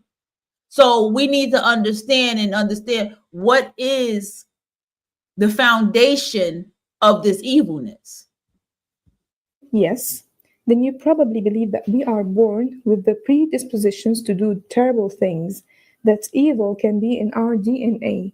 If you answer no, then you probably have a less deterministic view of human behavior, perhaps believing that environment and upbringing play a critical role in how we end up as adults, or perhaps you said no because killing babies is generally frowned upon. Either way, I think that the answer is fascinating. I also think that it's almost certainty based on incomplete evidence, because do you really know whether terrible little babies become terrible adults? And is your brain actually that different from Hitler's? Let's do a thought experiment. If Hitler was alive today and we put him to a neuroimaging scanner, what will we find? Would there be damaged structures, overactive sections, swastika-shaped ventricles? Before we can reconstruct his brain, we need to first consider whether Hitler was mad, bad, or both. One of the first psychological profiles of Hitler was written during World War II. It's considered to be one of the first offender profiles ever and was written by psychoanalyst Walter Langer in 1944 for the Office of Strategic Services, a U.S. intelligence agency and early version of what would later become the Central Intelligence Agency. The report described Hitler as neurotic. He was bordering on schizophrenia and made the correct predictions that he was striving for ideological immortality and would commit suicide in the face of defeat. However, the report also makes a number of pseudoscientific assertions that are unverifiable, including that he enjoyed masochistic sex, being hurt or humiliated, and had coprophagic tendencies, the desire to eat feces. So Hitler was into BDSM sex. Okay, got it. Another attempt at a psychological profile was published in 1998, this time by the psychiatrist Fritz Redlich. Redlich conducts what he refers to as a pathography, a study of the life and personality of a person as influenced by disease. In studying Hitler's medical history and the medical history of his family, along with speeches and other documents, he argues that Hitler showed many psychiatric symptoms, including paranoia, narcissism, anxiety, depression, and hypochondria. However, although he finds evidence for so many psychiatric symptoms that he could fill a psychiatry textbook, he argues that most of the personality functioned more than adequately, and that Hitler knew what he was doing and he chose to do it with pride and enthusiasm. Would he have wanted to kill baby Hitler? Or would he have placed more importance on Hitler's upbringing? Redlich argued that there was little to suggest during childhood that Hitler would become a notorious genocidal politician. He argues that, medically speaking, Hitler was a fairly normal child who was sexually shy and didn't like torturing animals or humans. Redlich also argues against the idea that little Hitler had a particularly troublesome upbringing and criticizes psychohistorians for assuming that he did. It seems that we cannot assume this to be the cause of his later behavior, and the unsatisfying answer to whether Hitler was mad seems to be no. It turns out that this is often the case. Just because someone has committed heinous crimes doesn't mean that they are mentally ill. To assume that everyone who commits such crimes is mentally ill. What causes the mental illness? See, if evil comes from mental illness, who has caused us to be mentally ill, which creates us to be evil? See? Removes personal responsibility from the perpetrators of such acts and stigmatizes mental illness. So, how are people like Hitler capable of such horrors? Working towards a neuroscience of human evil, psychological scientists Martin Rayman and Philip Zimbardo came up with a different idea as to why we are capable of horrible acts. In their 2011 paper, The Dark Side of Social Encounters, the authors tried to establish what parts of the brain are responsible for evil. They state that two processes are most important: de-individuation and dehumanization. De-individuation happens when we perceive ourselves as anonymous. Dehumanization is when we stop seeing others as human beings and see them as less than human. The authors also explain dehumanization as a cortical cataract, a blurring of our perception. We stop being able to really see people. This is apparent when we talk about the bad guys. The statement dehumanizes. It assumes that there is some homogeneous group of individuals who are bad and who are different from us. In this dichotomy, we, of course, are the good guys, a diverse group of human beings who make ethically sound decisions. This dividing of the world into good guys and bad guys was one of Hitler's preferred approaches. Even more distressing was the development of the argument that those targeted were not even made up of bad people, that they were not even human. A dramatic example of dehumanizing was seen in Hitler's genocidal propaganda, where he described Jewish people as Untermenschen, subhumans. The Nazis are also compared other groups they targeted to animals, insects, and diseases. More recently, the United Kingdom and United States have seen a string of vitriolic public statements about immigrants. In 2015, British media personality Katie Hopkins described migrants arriving in boats as cockroaches, a term that was publicly criticized by the UN's human rights chief, Zedrad al-Hussein. He reported saying the Nazi media described people their masters wanted to eliminate as rats and cockroaches. He added that such language was typical of decades, sustained and unrestrained anti-foreigner abuse, misinformation and distortion.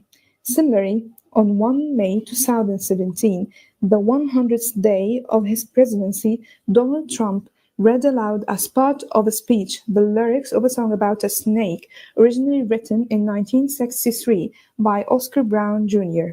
On her way to work one morning, down the path alongside the lake, a tender-hearted woman saw a poor half-frozen snake. His pretty-colored skin had been all frosted with the dew. "Oh, well," she cried, "I'll take you in, and I'll take care of you."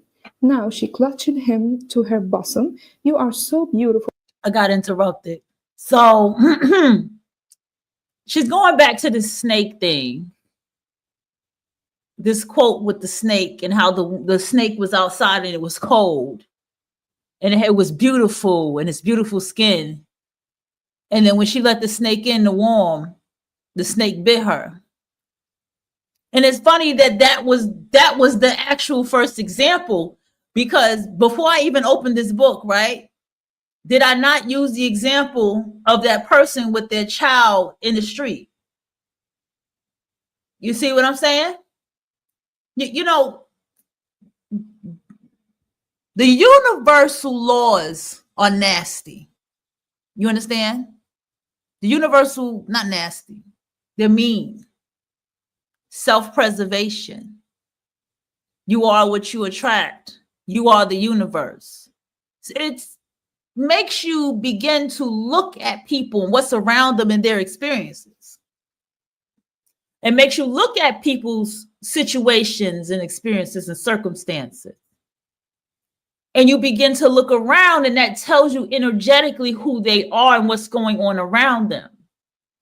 Somebody at your job, some turn around, somebody in their family dying, you're going to start raising the goddamn eyebrow.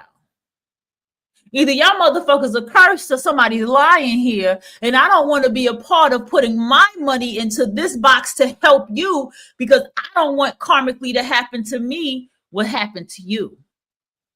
See how that works? But see how I even mentioned about beauty. Again, I'm a Libra and I'm telling you this. I ain't caught up with how good somebody looks.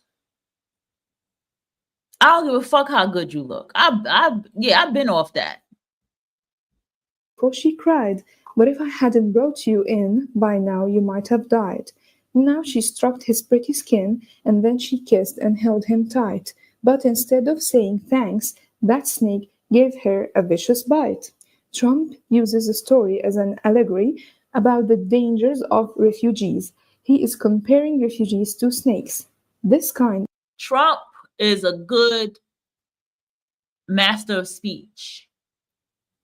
He's very good with stinging you with words by the things that he say. He's really like calling them aliens, calling them criminals, and these aliens gotta go, and we're gonna build migrant camps.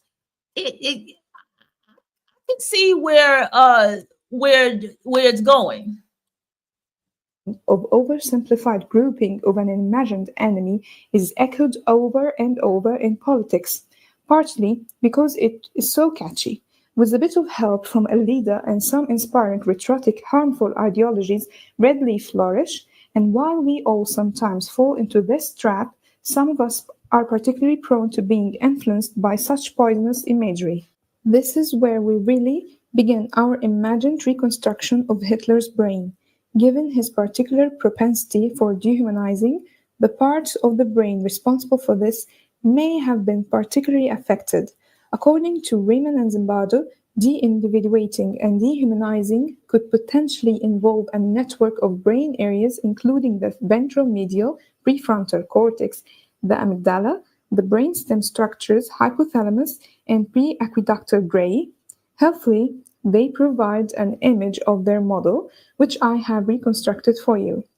Hitler's brain, the proposed pathway to evil, which involves the ventromedial prefrontal cortex, this is a figure, the amygdala, the brainstem, and the central nervous system. Their model suggests that what starts as a feeling of anonymity, of not being to blame for what we do because we feel like we are simply part of a larger group, ends with an increased ability to do harm to others. Here's how they propose evil works in the brain. De-individuation, the person stops thinking of themselves as an individual and identifies as an anonymous part of a group. This leads them to feeling like they are not personally accountable for their behavior. This is related to a decrease in the activity of the ventromedial prefrontal cortex. Reducing the activity in the ventromedial prefrontal cortex is known to be linked with the aggression and poor decision making and can lead to disinhibited and antisocial behavior. Dehumanization, this decreased activity is accompanied by increase in activity in the amygdala, the emotional part of the brain. This is linked to feelings and fear. Antisocial behavior, then. These experienced emotions go via the brainstem to trigger other sensations, like increased heart rate, blood pressure, and gut feelings.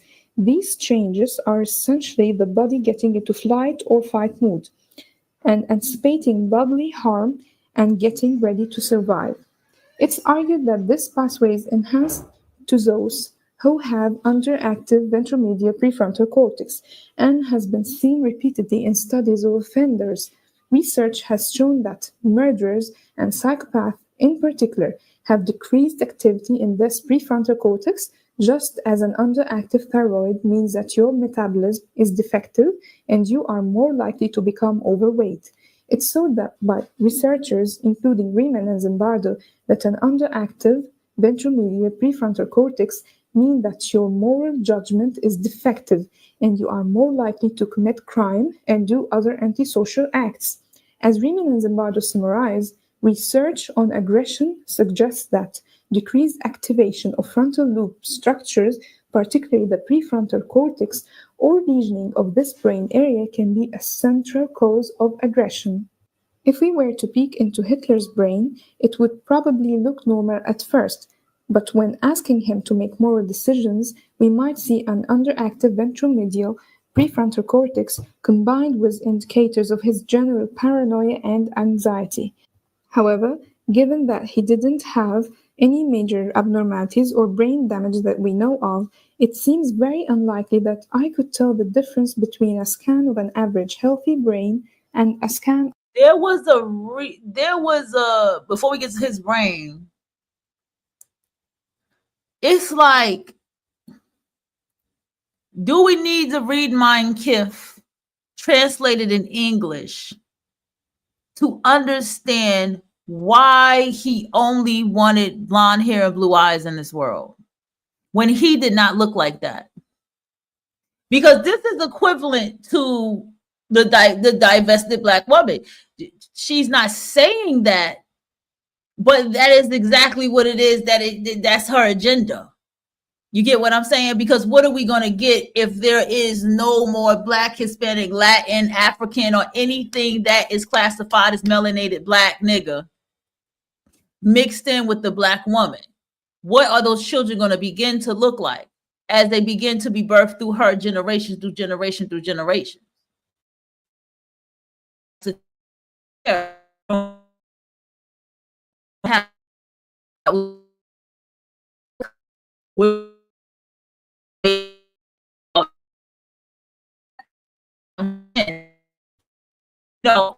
What generation to be Black, not going to be this is the same.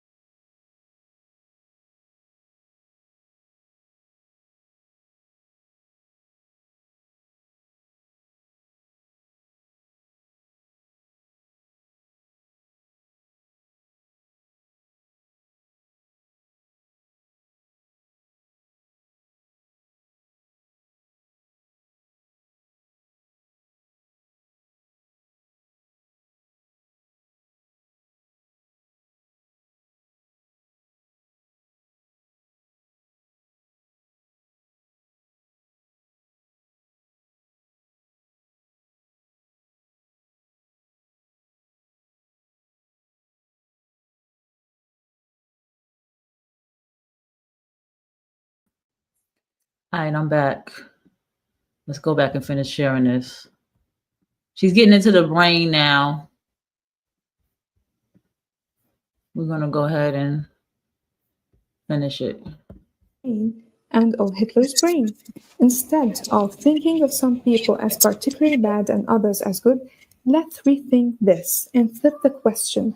Rather than asking if a few specific people are predisposed to being sadistic, we should ask, do we all have a sadistic predisposition?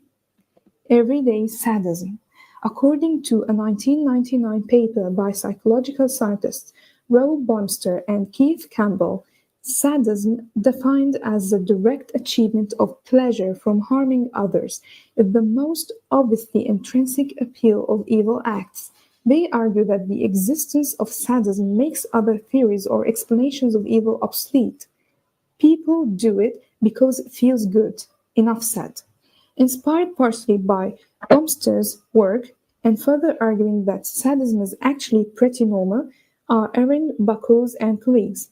In a paper published in 2013, they argue that current conceptions of sadism rarely extend beyond those of sexual fetishes or criminal behavior, yet enjoyment of cruelty occurs in apparently normal everyday people. These commonplace manifestations of cruelty implicate a subclinical form of sadism, or simply everyday sadism. As part of her research, Buckles and her team conducted two ingenious experiments. As they describe in their paper, needless to say, it's not possible to study human murder in the laboratory. We therefore turned to a proxy behavior more amenable to ESCO research, namely killing bugs. Needless to say, indeed, so instead of asking participants to murder people, they asked them to murder bugs. Of course, we all know that bugs aren't really a proxy for people. We have probably all killed bugs, but this task might still be able to tell us something about who is willing to be sadistic and who is not. How did it work? The researchers recruited participants for a study on personality and tolerance for challenging jobs. Once they arrived at the lab, the participants got to choose to do one of four tasks that mirrored real jobs. They could either be an exterminator, kill bugs, an exterminator's assistant, help the experimenter kill bugs, a sanitation worker, clean toilets, or a worker in a cold environment, endure pain from icy water. The group they were more interested in were the participants who chose to be exterminators. This group was given a bug-crunching coffee grinder and 3 cups, each with a live bug. What was particularly creative about this study was its design. According to the team, to maximize gruesomeness, we designed a killing machine that produced a distinct crunching sound to anthropomorphize the victims. We gave them enduring names. The names were written on the side of the cups: Muffin, Ike, and Tootsie. Do you think you would choose to kill the bugs, to hear them get crushed alive, just because you had been asked to do so?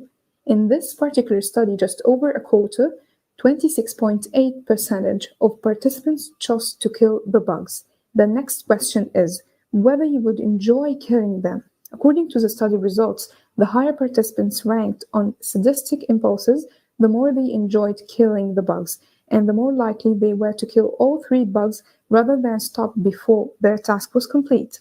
These were normal people, many of whom took pleasure in killing the living critters. A quick test. As I described the methodology, did you worry about the well-being of the bugs at any point? Maybe you were even chuckling away to yourself, thinking how much fun killing bugs is. You would probably score in the researchers' high range of subclinical sadism. Luckily for Muffin, Ike, and Tootsie, up-nosed 2 participants, a barrier prevented the bugs from reaching the grinding plates. The researchers assure us that no bugs were harmed in the making of this science. The team also conducted a second, completely different experiment. This one was all about hurting innocent victims. Here, participants played a computer game against an opponent who they believed to be another participant in a different room. They had to press a button faster than their opponent, and the winner got to blast their opponents with a noise, the loudness of which the winner got to control. Half of the participants got to blast right away after winning, while others had to do a short but boring task before they were allowed to administer the noise. The boring task involved counting the number of times a particular letter appeared in the nonsense text. It was easy, but tedious. Their imaginary opponent was always choosing the lowest blast level, so that there would be no need for retaliation. Would you blast your opponent? How loud would you go? And finally, would you be willing to work for the opportunity to hurt them? The study results show that while many of us would be willing to hurt an innocent victim, only those who scored higher on sadism increased the sound once they realized that the other person didn't fight back. Those were also the only people willing to do the boring task in order to hurt their opponents. It appears that many normal people are willing to be sadistic. The results led the researchers to get to know that we need to know ourselves better if we want to really get an understanding of sadism. For the phenomenon of sadism to be fully addressed, its everyday nature and surprising commonness need to be acknowledged. What are the common characteristics of these kinds of sadistic behaviors? One common theme that appears is aggression. When you hurt something else, for example, when you kill a bug, you are acting aggressively. Similarly, in order to get sadistic pleasure, it seems that most of the time one must first do something aggressive. So, let's back it up a bit. What other kinds of aggression are there? Let's start with a type of aggression that you have probably felt but never understood, a weird feeling that you want to hurt tiny fluffy animals. Cute aggression.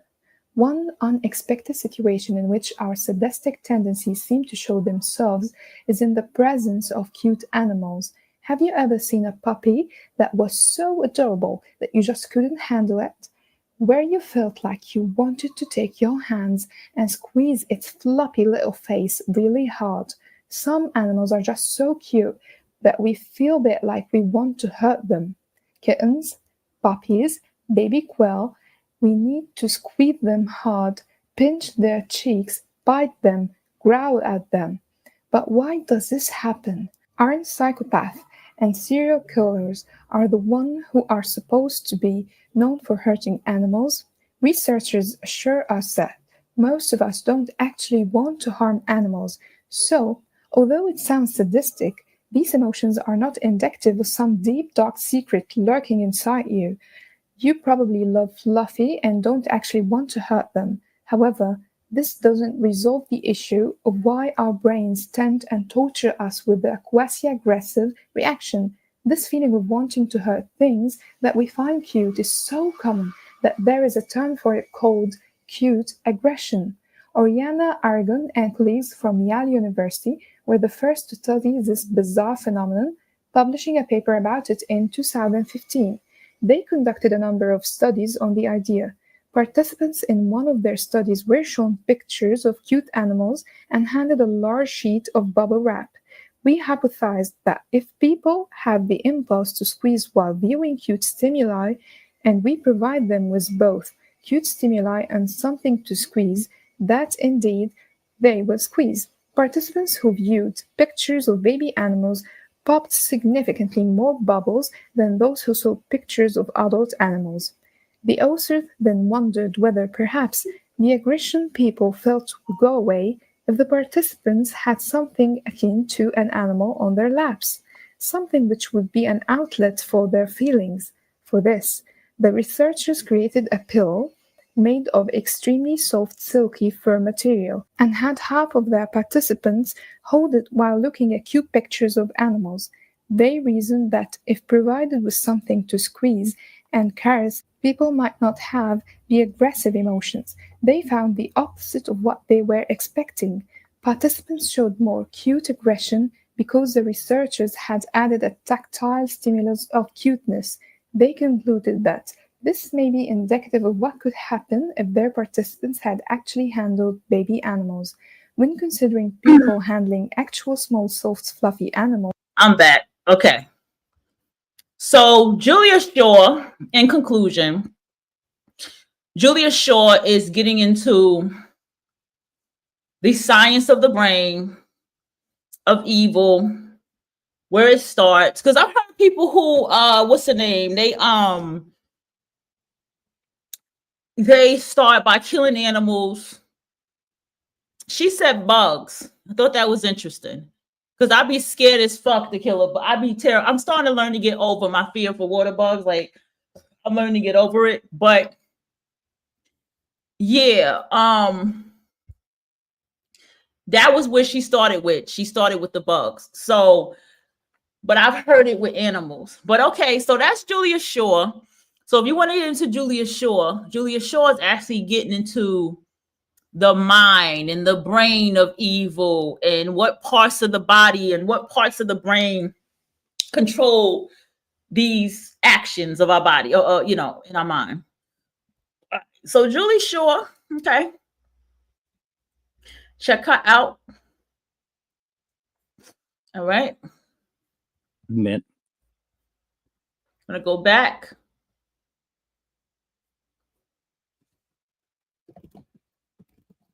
How people turn evil. Now it's interesting because she used Donald Trump. Did you see that?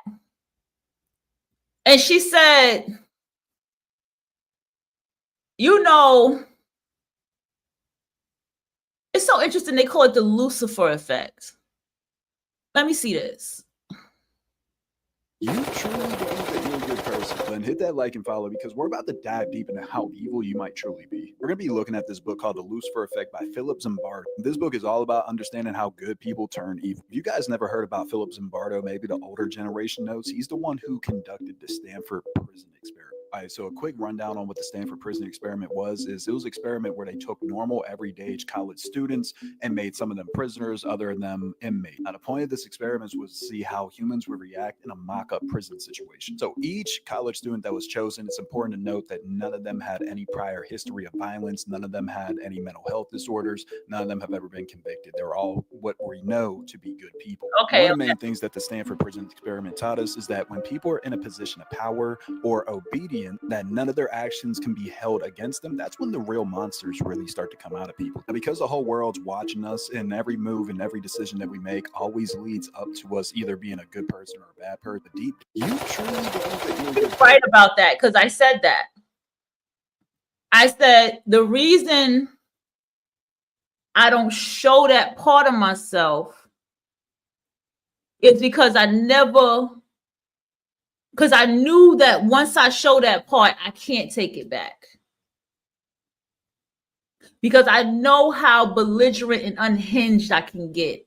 I know how disrespectful and violent I can get. And I also know that people are cowards. That's the thing. People are such cowards. They pick fights that they cannot finish. And people will pick fights just so they can run and call cops. And I know this about people. And I've been around people who are true fighters, who are truly truly don't give a fuck about nobody, truly disrespectful. So when you're around people who really are what they show that they are and they live it, you can easily see a coward. You can easily spot one a mile away. You can easily say this person is not about that life. I don't know why they trying to act like this when they know they're afraid. Because a true fighter don't run their mouth. Fighters fight. I've seen people who don't know each other get into it and just 2-3 second words get said. That's all you see. Just like that.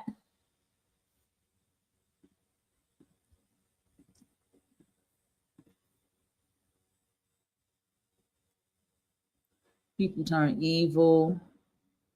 I don't want to hear no one else talking. Fuck them.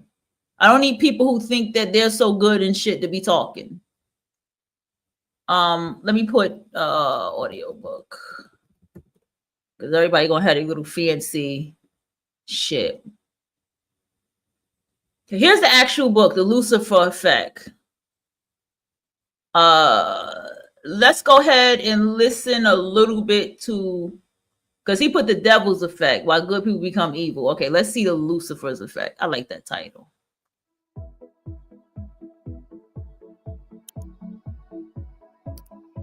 The Lucifer Effect.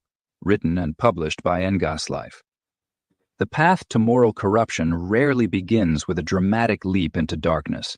Instead, it starts with small, seemingly insignificant compromises that gradually erode our ethical foundations. These minor transgressions, often rationalized as harmless or necessary, create precedents that make larger violations easier to justify and execute. Consider the case of James, a junior accountant who began his career with strong principles and integrity. His first compromise was simply rounding up expense reports by a few dollars, justifying it as compensation for occasional unreported overtime. This practice, though minor, established a pattern of dishonesty.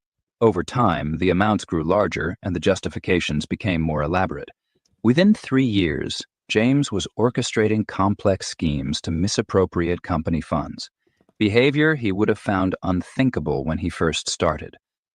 The psychology behind this progression is rooted in our brain's remarkable ability to adapt and normalize behavior. Each small transgression adjusts our moral baseline, making slightly larger violations feel less significant. This process, known as moral desensitization, operates similarly to physical desensitization. Just as a person gradually becomes less sensitive to a recurring physical stimulus, our moral sensitivities can become dulled through repeated exposure to ethical compromises. These initial compromises often occur in response to external pressures or perceived necessities. A deadline that seems impossible to meet might lead to cutting corners. A desire to help a friend might result in sharing confidential information. The immediate consequences appear minimal, and the justifications feel reasonable. However, these moments serve as gateway experiences that weaken our resistance to future ethical challenges. Okay, this ain't the book. Because that book, this book, the actual Lucifer Effect book, so you gotta be careful with people. This book that he's talking about in the shorts. Hold on, y'all. Zimbardo.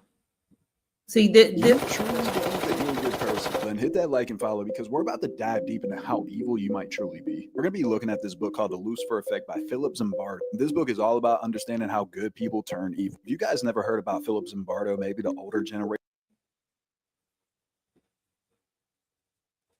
Okay, this is him.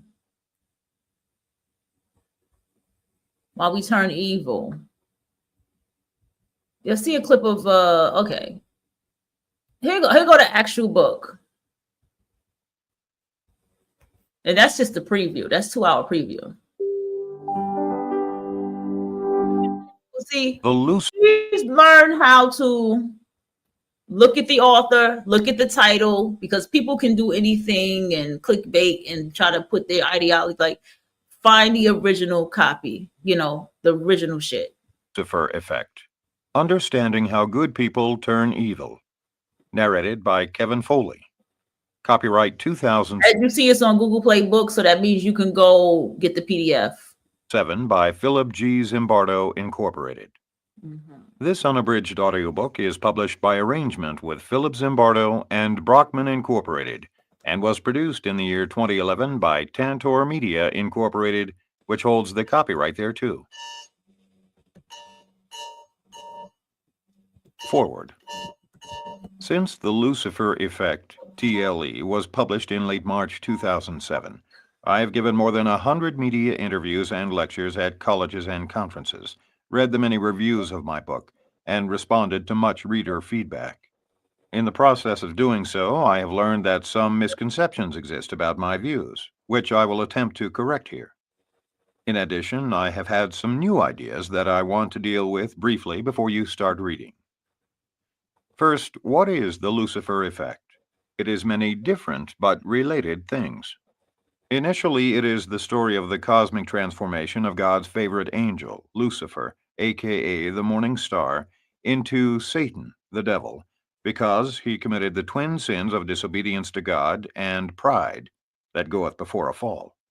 It was God, according to ancient scriptures, who created hell as a space to embrace all the fallen angels and those humans who would later yield to their temptations. That is the most extreme arc of transformation imaginable, and so sets the context for my investigations into lesser human transformations of good, ordinary people, not angels, into perpetrators of evil, in response to the corrosive influence of powerful situational forces. Those forces that exist in many common behavioral contexts are more likely to distort our usual good nature by pushing us toward engaging in deviant, destructive, or evil behavior when the settings are new and unfamiliar. When embedded in them, our habitual ways of thinking, feeling, and acting no longer function to sustain the moral compass that has guided us reliably in the past. I challenge the traditional focus on the individual's inner nature, dispositions, personality traits, and character as the primary and often the sole target in understanding human failings. Instead, I argue that while most people are good most of the time, they can be readily seduced into engaging in what would normally qualify as ego-alien deeds, as antisocial, as destructive of others. That seduction or initiation into evil can be understood by recognizing that most actors are not solitary figures improvising soliloquies on the empty stage of life. Rather, they are often in an ensemble of different players, on a stage with various props and changing costumes, scripts, and stage directions from producers and directors.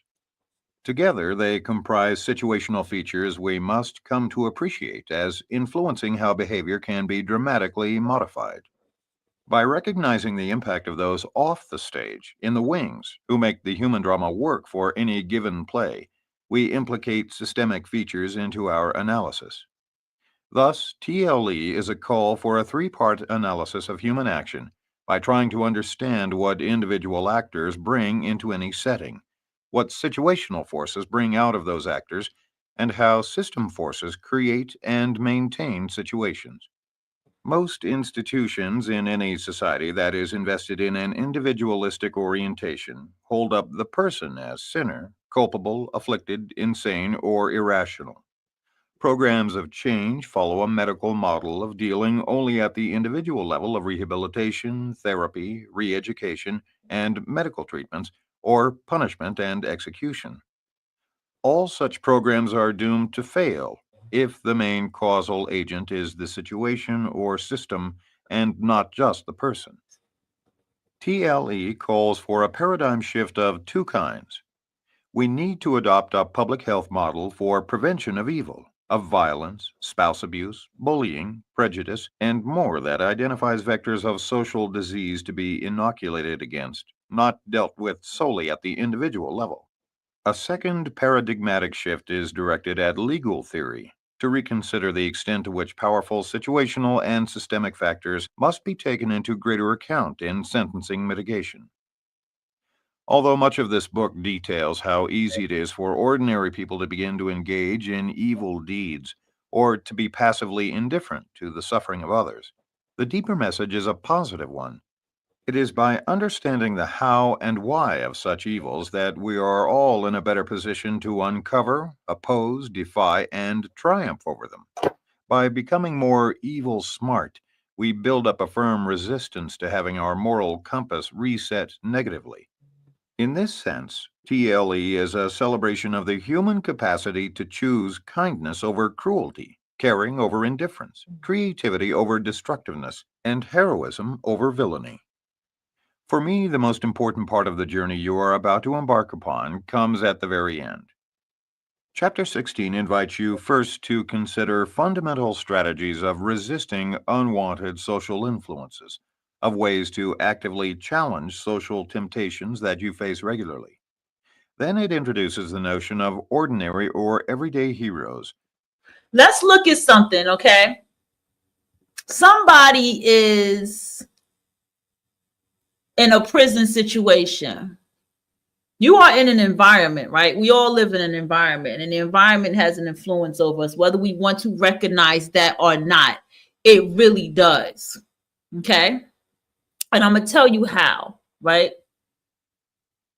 When you live in the hood, right? You're around robbers, you're around thieves, you understand that a robber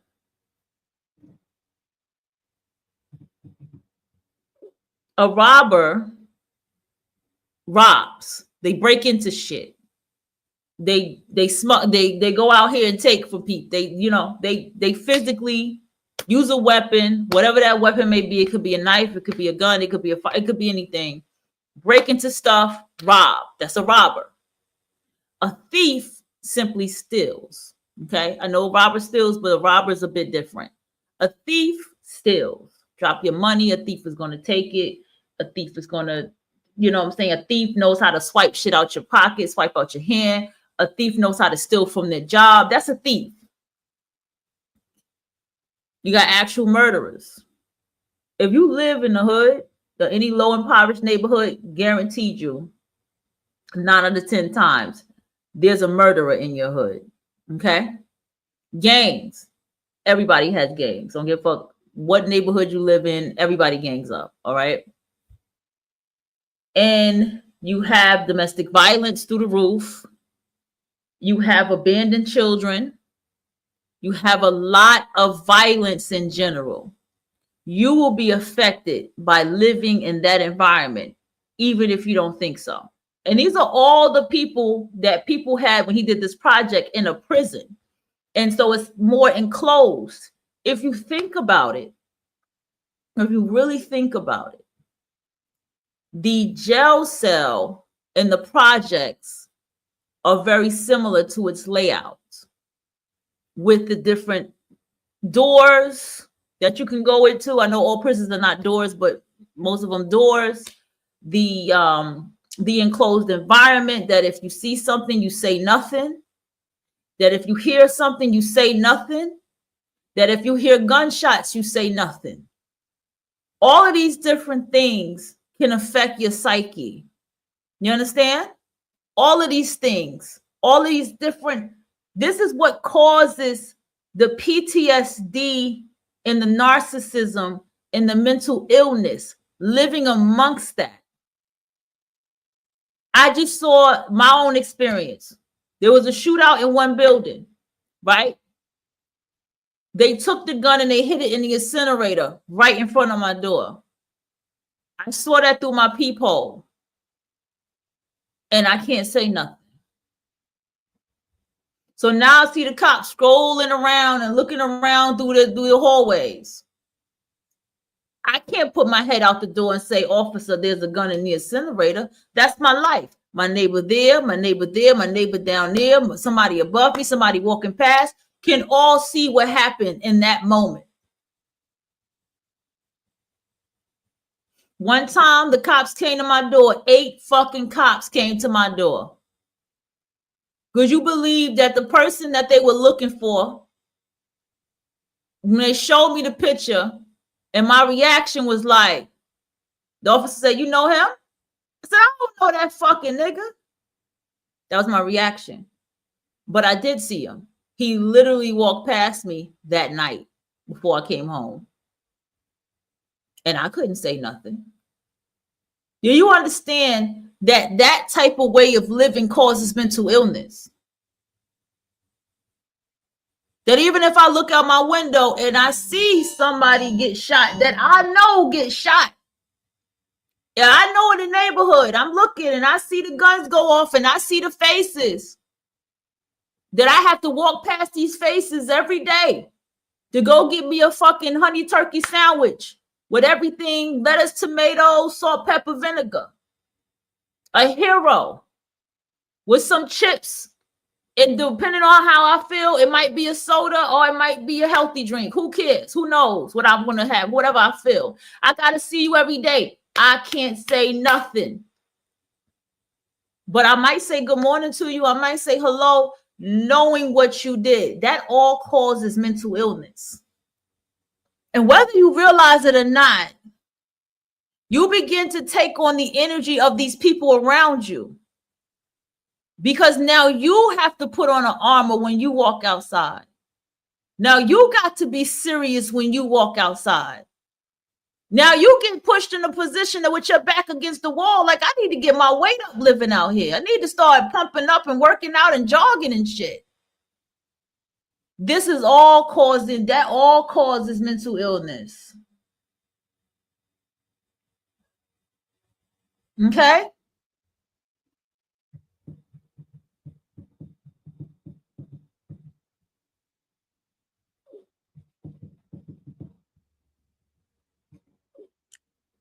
Okay? And whether you believe it or not, you are affected by it. It took me to leave that environment to see how mean I can be, to see how dismissive I can be, to see how nasty I can be, to see how cruel I can be, to see how heartless I can be. I didn't see that about myself. I thought I was one of the good guys. I said good morning, hello. I talk nicely to people. Some days I didn't talk to nobody. But I had to realize that I wasn't one of the good guys. That I wasn't no better than anybody in that neighborhood. That I became the product of my environment. And that's not nothing that's easy for me to leave. But it took time for me to be alone and be with myself to realize this about myself and realize my personality.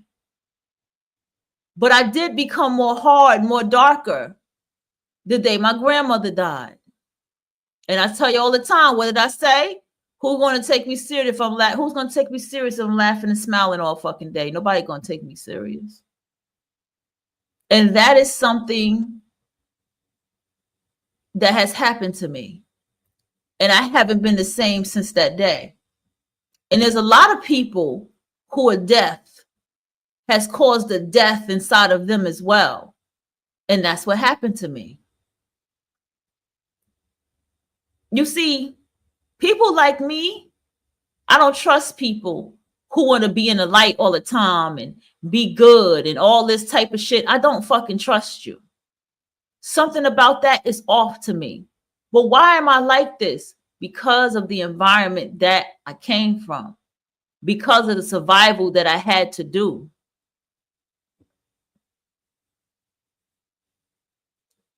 Why is it that you got people that grew up in the suburbs, but they still mean and do wicked shit and end up fucking in jail? But they grew up in the suburbs. You ever notice those people get beat up the worst in prison? They get harassed the worst in prison? Because it's like, bro, life was laid out for you. Life wasn't laid out for me the way it was laid out for you. And that's why they get the narcissistic abuse in there. And if you watch any prison show, they would show like, you know what I'm saying? Like, you see what happens to them. The ones that come in there fake gangbanging, they get fucked up the most. Because it's like they need that wake-up call. Like, oh, you really want this life? We're going to give it to you. I'm not excusing the behavior. I'm just making a point. Here's another thing to consider as well. You come here and you begin to study dark psychology. What made you pick up a book to study dark psychology? You had to be conscious of something in order for you to want to get up and read about it. Dark psychology had already had to be in your psyche or in your life in order for you to have even had more curiosity about the topic. There had to be some evil shit that you were seeing in order to come here and listen and read about people being evil, right? Because you are the universe. Whether you want to accept that or not, whatever your belief is, you are the universe. You are what you attract. That's what it means. You are what you attract. You are guilty by the association. So if you live in a neighborhood, a certain kind of neighborhood, you are guilty by the association in which the neighborhood that you live. Did you know you could be guilty even by who your neighbors are? You never thought about that, right? You could be guilty by that. I look at everybody. I look at who I do not fuck with. And I pay attention to who pay attention and who talk to who at work. I be watching. And that makes me turn my head and turn my eye at them. Because it's like, I don't really fuck with that person. You have to understand that when you study dark psychology 101 and 202, then you go deeper into the dark psychology, dark NLP, MK Ultra, right? You go deeper than that. You start getting into, I don't know, give me something that y'all can go deeper into. When you start doing that, what begins to happen is your mind begins to shift. And something in your heart may begin to shift as well. See, you got to get away from this good thing. Because you understand that these people who want you to be good and in the light and stuff, you need to be looking at that motherfucker sideways. Why you need me to be all this good shit? And why you need to be so good? This world is fucked up. You have somebody who's the president, which she used as an example. I have never heard it, but she said he used the poem of the snake. He's a good wordsmith. Trump is a good wordsmith. And he used that to say the immigrants are poisonous. This is what he did. And then on top of that, he gave them horrible names. And she said the Germans called the Jews cockroaches. So you see how history repeats itself? The artistry of words will never change until the casket drops. The power of that pen will never change. Whether Trump is reading it out loud, whoever his writer is a good ass writer. Because people capture the emotions. And this is how people become emotional puppets. How is it that I can say things and I get people so mad about what I say? People want to get loud and defensive over what I say. They feel like they need to.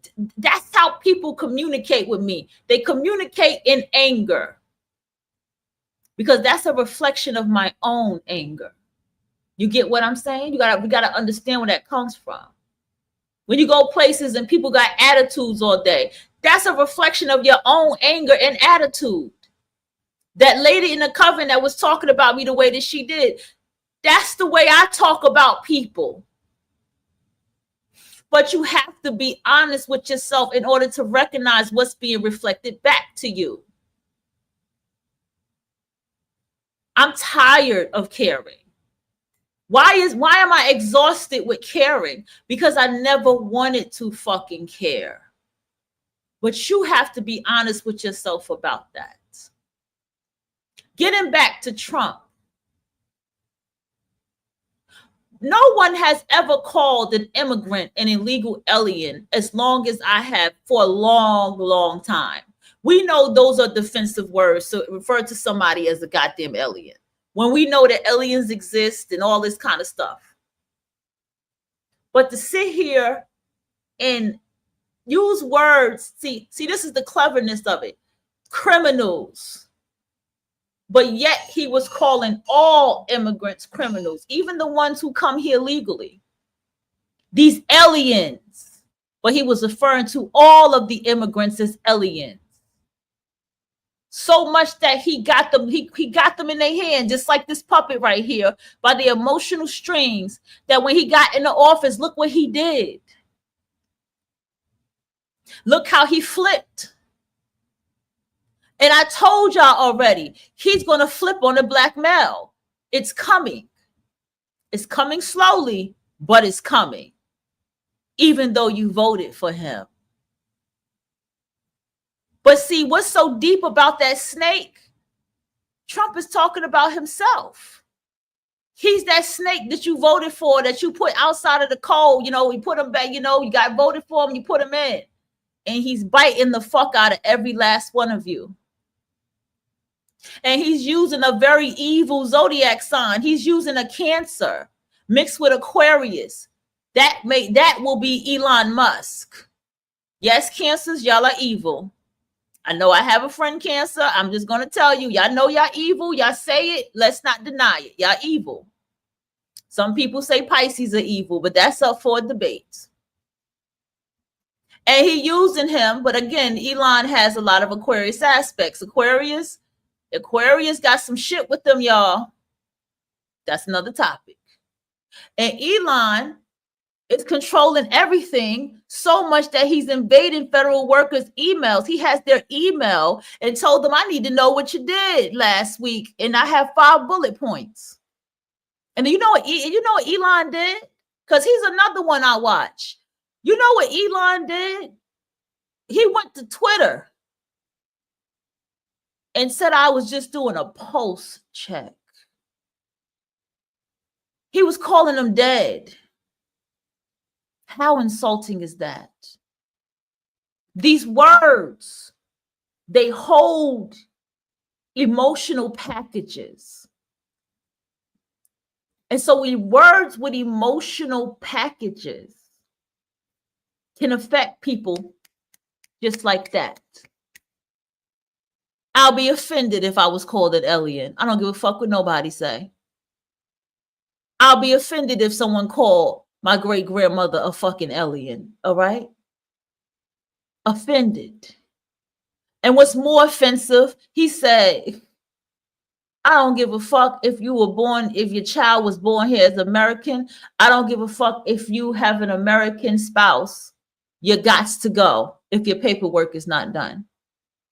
And how fucked up is America? Here's the real thing, too, because America's a fucking snake, too.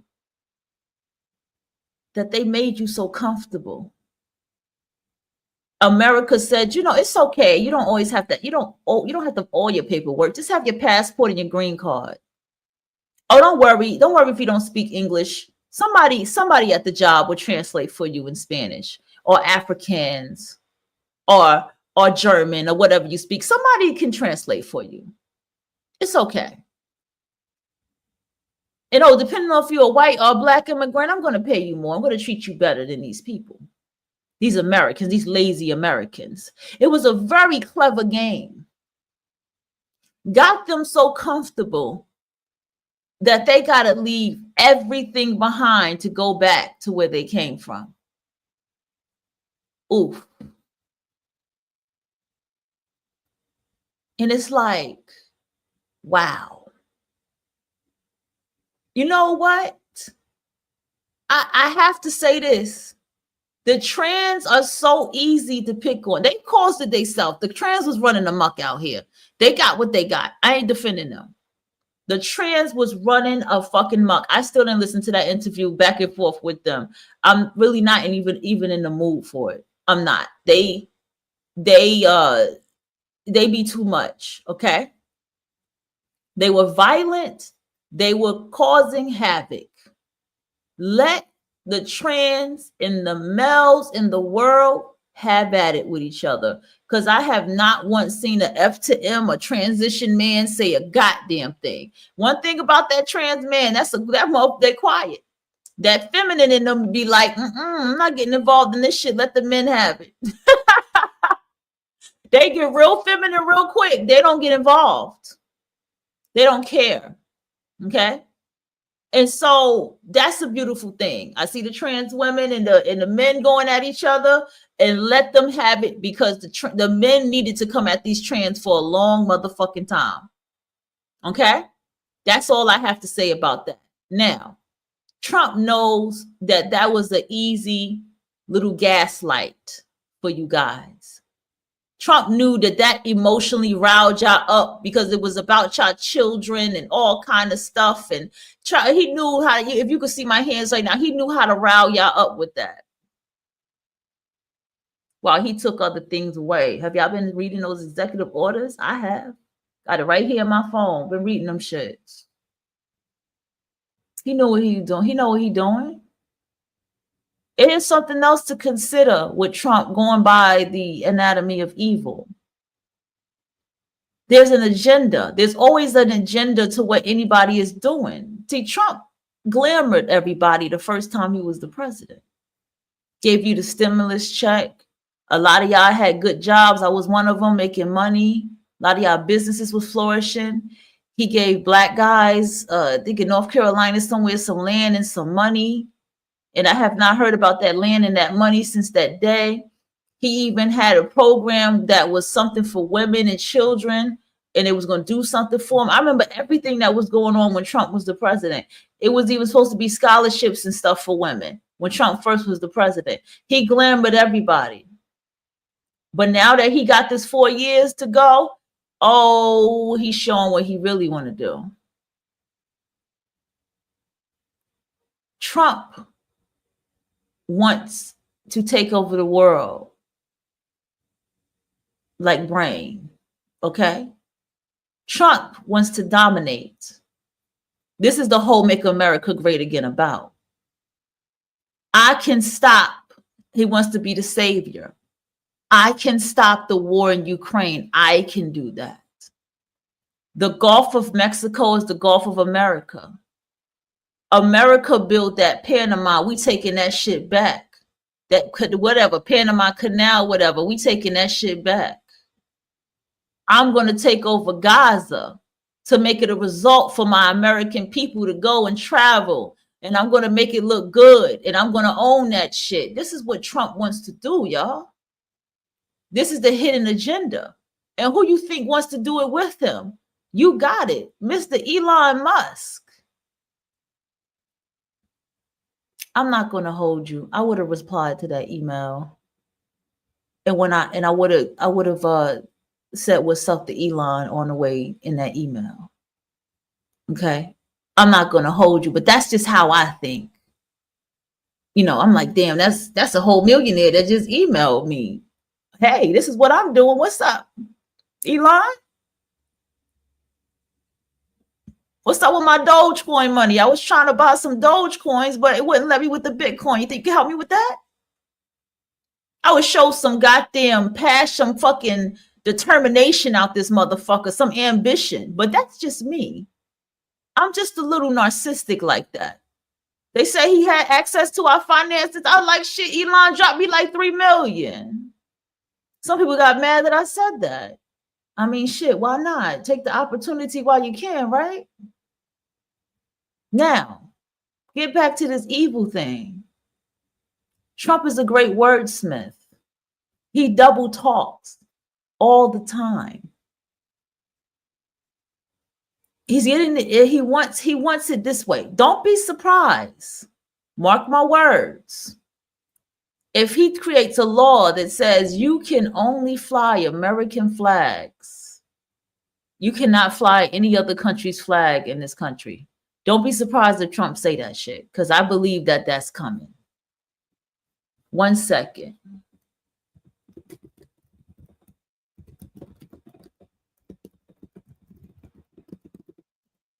Okay.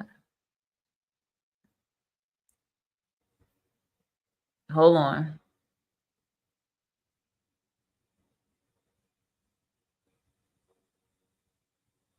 Oh, shit. Hold on. I got to plug in this mic again.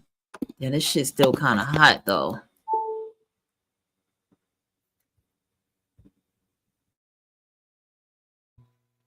All right, can y'all hear me? Yeah, y'all hear me good. Dark psychology has taught me these things. Studying a little NLP, dark NLP, has taught me. I still studying regular NLP, but I have to get more into dark NLP. But it still has taught me these things. Definitely check out Francesca. I'm gonna listen to her on my way to work.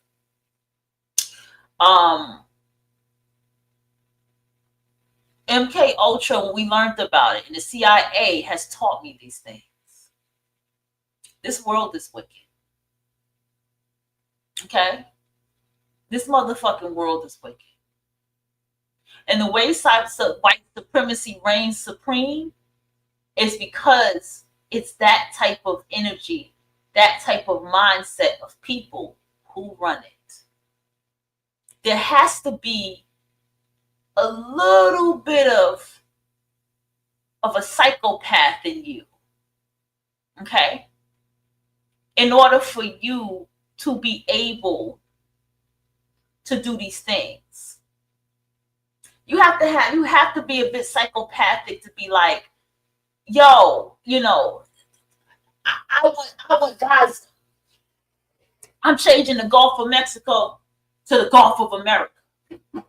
That's some real cocky shit to do, right?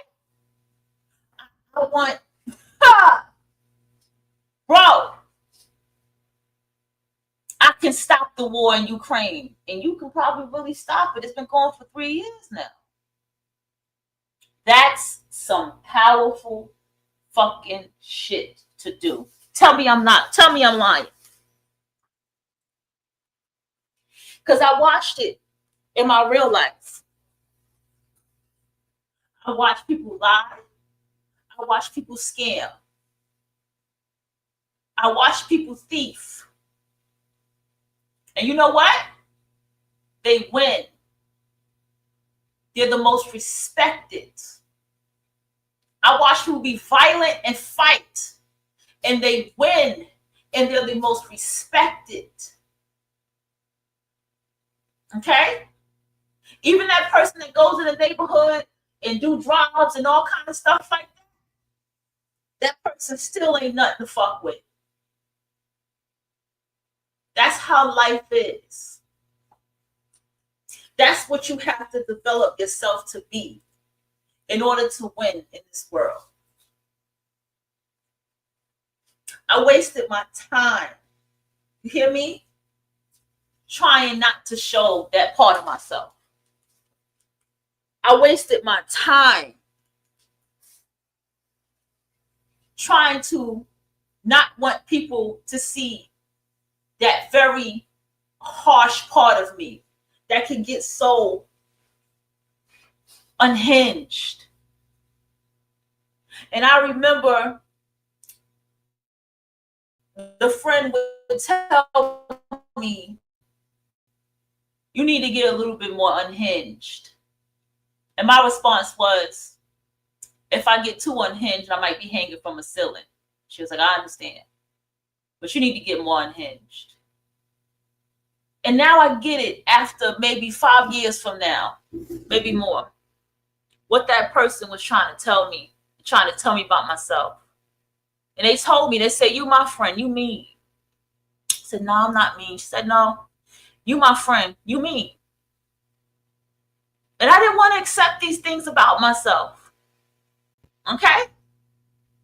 I didn't want to accept it. But now I fully accept it. All right, y'all. Look out for the Facebook page. All right?